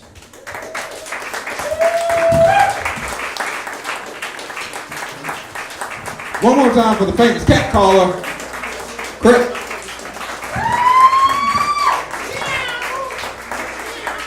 I got a cat. It's a all-white cat, and I named it White Baby.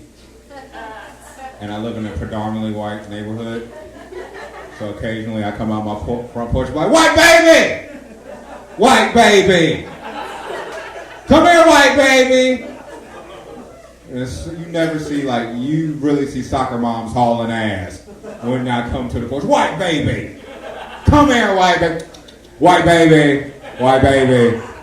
Gets really creepy really fucking fast. Your next comic, he has performed here a couple of times, and every time he has just done a fabulous job. Can't believe he's here again. Give it up for the one and only Curtis McCarley. Everybody, thanks for sticking around. I hope everybody's having a good time. This is even better looking crowd from the front. This isn't going to work. Well, anyway, so having a good time tonight. I'm a little bummed out. I really needed this tonight. I definitely needed to have some fun. I broke up with my blind girlfriend yesterday, and I'm pretty sad about that. We had good times together. We met on a blind date. It went well.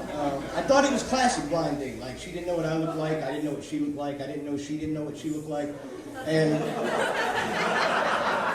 but we had good times together, man. We really did. Like, we would get together, and she always wanted to play I Spy, which I thought, was a great sense of humor, but she won every time, and I think she was cheating, to be honest with you. I don't know how that was working out, but I didn't break up with her because she was blind, not by any means. I'm not that shallow, not that superficial. It started getting weird. It started getting really rough, The last time we were in the bedroom, she started hitting me with her pole. And I'm not talking about the little tapping stick. I mean, like, her midget roommate that was Polish. Like, she thought he was the saddle, and we were going to get wild, and he was trying to jam him into my back. I want this buckle, and I just got really bad. But she still texted me just a little while ago. She texted me to see if we were still going to go out to eat tomorrow. Like, she didn't even realize we were broken up, And I left that breakup note right on the kitchen counter where she could plainly see it. I think I know where I went wrong on that one. It's okay. I'm staying occupied, preoccupied, doing stuff with my time, getting some money together. I want to do some experiments, make some contributions back to society. Right now I'm working on combining a political figure with a drug dealer so I can get a politician I can actually trust, because drug dealers have far better morals in my opinion. And I'm talking to Arby's. I want to see if we can integrate some cat litter into their sandwich meat, so that way it'll be healthier and it'll taste less like shit. Because, no, really, next time somebody says, hey, go to Arby's, which really, your friends are saying that, you might want to get different friends. But, hey, man, let's go to Arby's. Save yourself the $3.39. Just poop on a piece of bread and eat it. Because it's better for you. It tastes better, that's for sure. I have nothing against Arby's. I just don't like their food. No, it's okay. But I have been keeping busy. I was bored a couple of days ago. I was off work. And I couldn't figure out what to do. I didn't have a lot of money. So then I figured out buying a pack of Tampax. Because you see the commercials, you go swimming, you go hiking, you go fishing. You can do whatever you want. So I got it home, I opened it up, pulled the string, and nothing happened. It was a big rip. But it's okay, because I still used one to plug up the washer fluid in my car. But now whenever I hit the wipers, it just goes, no, I don't feel like it. That's another problem. But I should have known so the car was looking bloated, and it just, yeah, it's okay. But I still got to work. I like the people I work with. I've got some here tonight. I'm very happy they came out. Because you gotta make money. It's not my dream job, but it's a job. I was talking to my buddy the other day about his dream job. It was very interesting. He wants to be a porn star. That would be his dream job, is to be an adult film actor. And I'm not going to say his name. Well, I don't want his girlfriend to get mad at him. But David Wilson definitely wants to be a porn star. I wouldn't do it. I honestly wouldn't do it. You say bullshit. No, honestly, I wouldn't. First, too much pressure. Secondly, I look horrible when I'm doing my O face. I kid you not. Like, my dog catches me sometimes just judging me. What am I doing? I see you lick your ass. Don't judge me, dog. All right? This is just how it happens. Nobody wants to see it. I don't even want to see it. It looks like a shot put. I kid you not. Pull! You don't want that on film. Even if I'm off camera, you still hear what is the cacophony of a vomiting nutsack. It's just not pretty. The best they can do is cover it up with, like, that music. You love that music. And dun, dun, dun, dun, dun, dun, dun, dun. Yeah, that's really turning me on right there. I like that $12 Casio keyboard. Da, da, da, da. I forgot the joke that goes with that. I gotta start writing down punchlines. And you need a job, you need money. Money, that's not. Oh, here's something that's bothering me: olive oil. I'll tell you why it's bothering me. I was shopping the other day. You see olive oil, you see virgin olive oil, you see extra virgin olive oil. When has virginity ever been a useful characteristic about something? When is that ever? I don't want extra virgin olive oil. I want slutty olive oil. I want the olive oil that really knows how to treat those potatoes, you know? Oh, it's an orgasm in my mouth. How did you cook these? Oh, it's the Jesse James of olive oil. It's good looking and great for cooking. Absolutely. But it doesn't make sense to me. There's so many things in this world that don't make sense, you know? It's like having a bondage safe word with a mute girl. It's just never, it doesn't add up, you know? What are you saying? Go harder? Koala. You saying koala? Go harder, koala. Use your hands. What are you...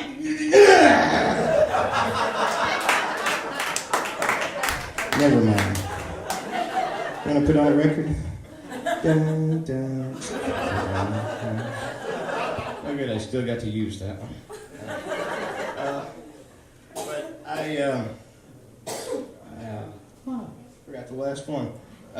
Anyway, had a great time tonight. I'll leave you with this one. I managed to crap myself a couple of weeks ago, and I didn't really mean to. I was passing gas, and the reason that bothers me is because I'm 28, and I just always thought by this point I would know which farts I could trust and which ones that I need to take to the other room, but apparently I do not. I wasn't drunk, I wasn't on anything, I was sober as anything. But I got to thinking about it, that's a pretty good skill, when you get gas really good, and I know everybody does. Don't lie and say you don't, but practice with it, because sometimes, you can make your butt make it like you sound like words, It really, if you can get good at talking out your ass, you can be a politician. I guarantee it. And you might want to hang out with drug dealers and get some good lessons on morals, too. Anyway, I think that's my time tonight. Thanks, everybody.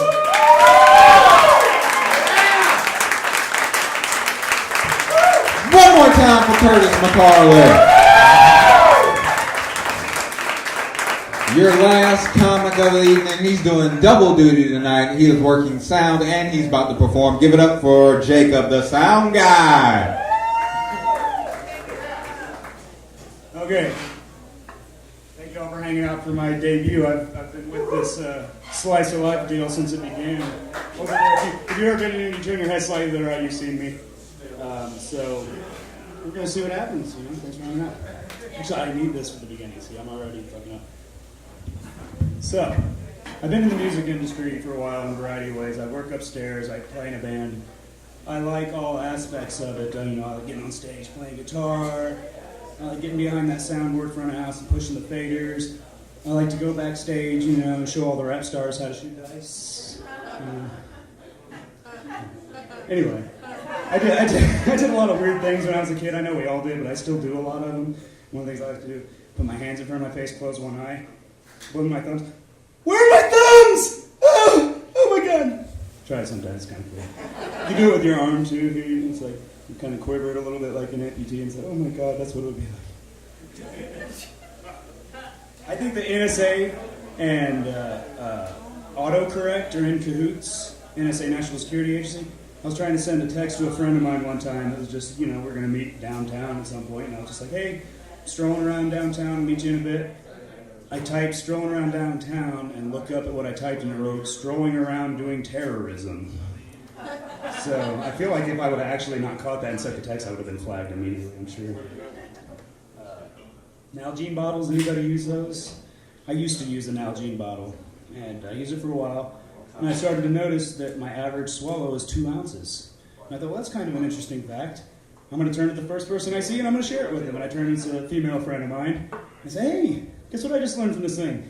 My average swallow is 2 ounces. And she goes, oh, you know what else is an average of 2 ounces? A woman's daily menstrual flow. So I stopped using my Nalgene bottle. I burned it. I saw something cool in the store. Actually, it wasn't really that cool. It just caught my interest. Flat chapstick. Chapstick's round, a little round tube. They make it flat now, and I looked at the package a little closer. It's formulated for men. I didn't look at the ingredients to see what they needed. But the first thing I thought of is why would a man need flat chapstick unless he likes to wear tight jeans and he's scared that it looks like his little tiny pecker in there. Speaking of tiny peckers, I don't have one. I don't have a monster either. I'm proud of what I have. It always gets the job done, and I've never had anybody laugh at it. But the monsters, I have a question about the monsters. Like 14 inches, how do you take a shit without your dick swimming around in the poo-poo water? You know, because when you shit, and I'm sure everybody knows this, when you shit, you piss just a little bit. So it's got to be in there. What do they hold it like this, like a fire hose? Or, this is what I like to imagine, they knock the back of the tank off, they throw it over their shoulder like that, and just piss in the back. Anyway, I only have a little bit of material. I'll leave you with this. I always thought it would suck if somebody's reflex when they sneezed was Heil Hitler! It would be doubly worse if they happen to be allergic to Jews. I can do actually one more quick thing. I love this.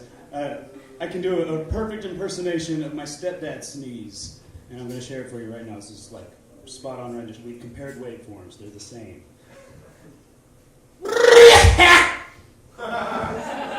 Thank you all. Thank you for the slice of life.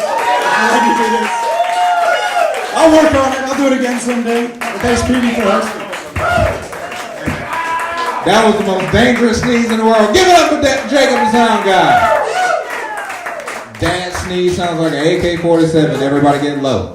Don't forget, on June 8th, we're going to be upstairs at the Orange Pit. And the Laughing Skull Festival, which is a big comedy club in Atlanta, they're going to come through and just kind of own the night, and we're going to help them through it. So please get tickets from either Kelly or Michelle at the door. My name is Peter Smith McDowell. Kelly, do you want to come here and say anything? No, I'm good. Kelly's good. Everybody drive home safe. Give a round of applause for everybody and yourselves tonight. Keep it going for Justin the bartender. And my name is Peter Smith McDowell. Everyone drive safe.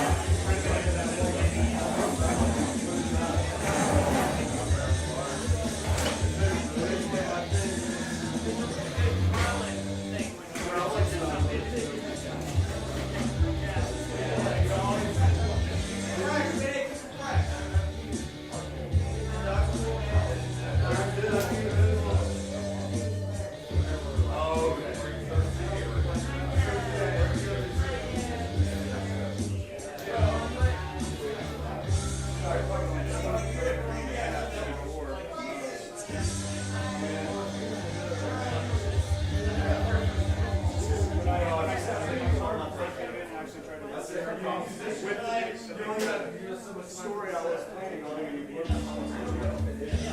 But I was probably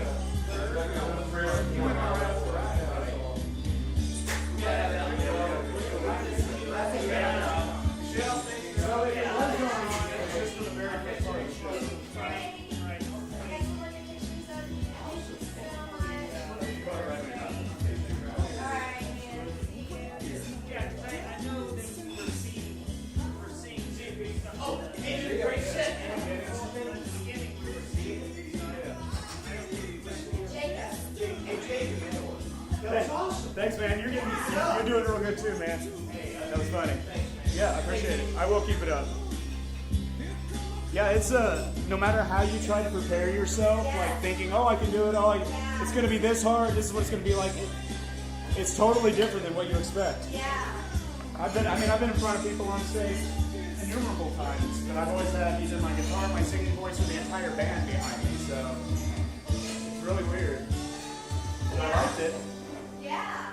Well, just like, it was great. You did good. Cool. I'll work on it.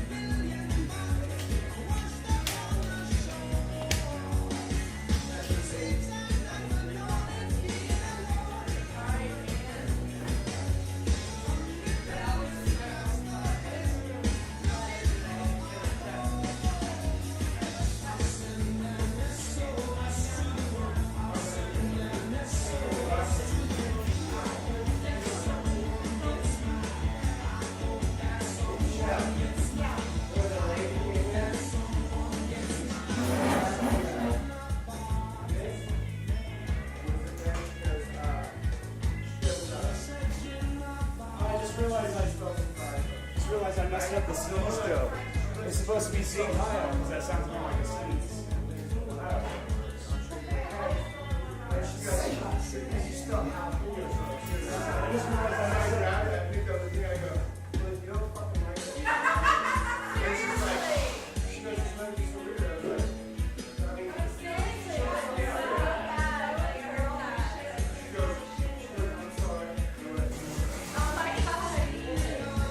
I love this station. This whole setup made me very happy.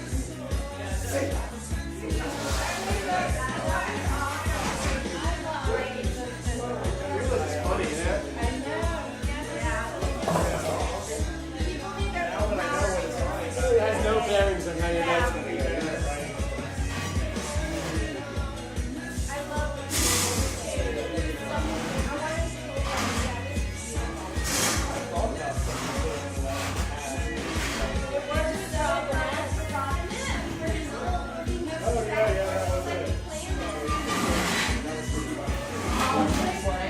I knew as soon as he was there, Yes, honey.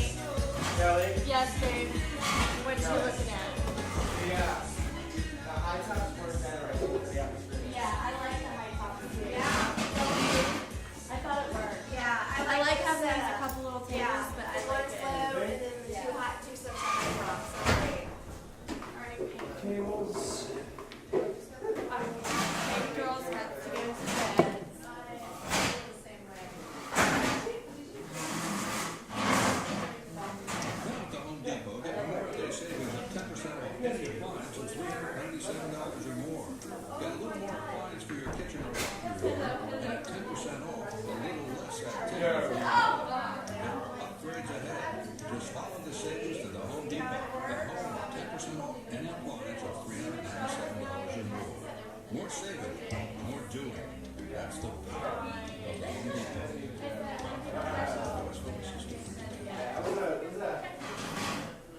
The best part was Adam coming. Adam has a putt.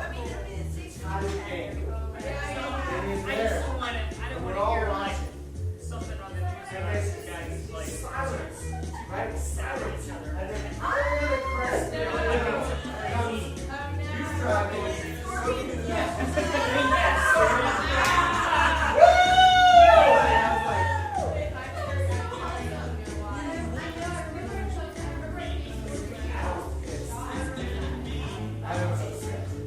So that's an actual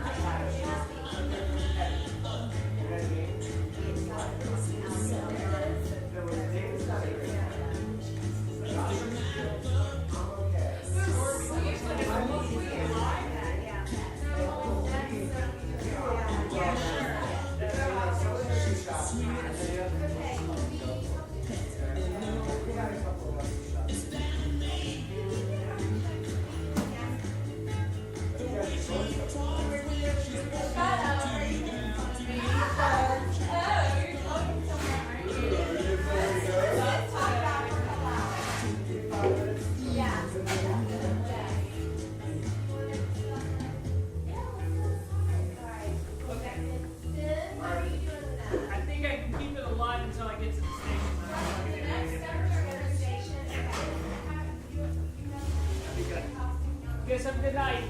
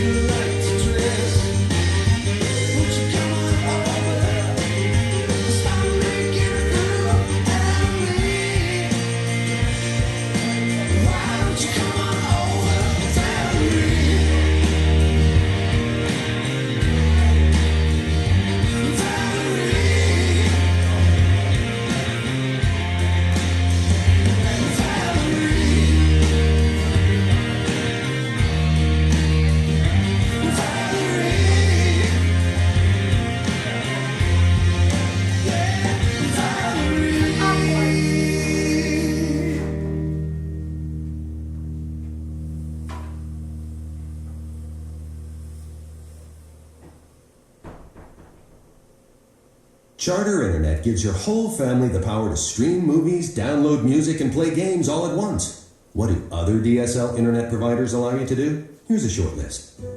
Wait patiently, wait impatiently, twiddle your thumbs, yearn, yawn, yearn and yawn at the same time, doze off at your computer, and fidget. Advantage Charter Internet. Get 30 megs of power for only $29.99 a month for 12 months. Click the banner to learn more. Some restrictions apply. See charter.com for details.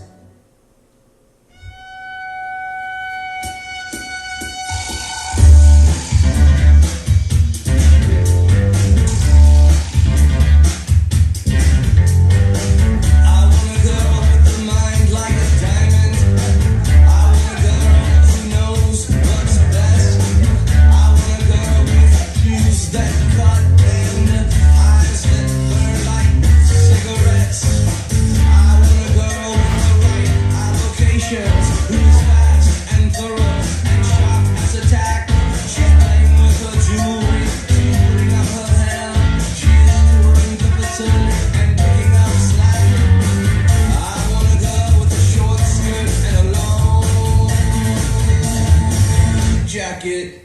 Hey.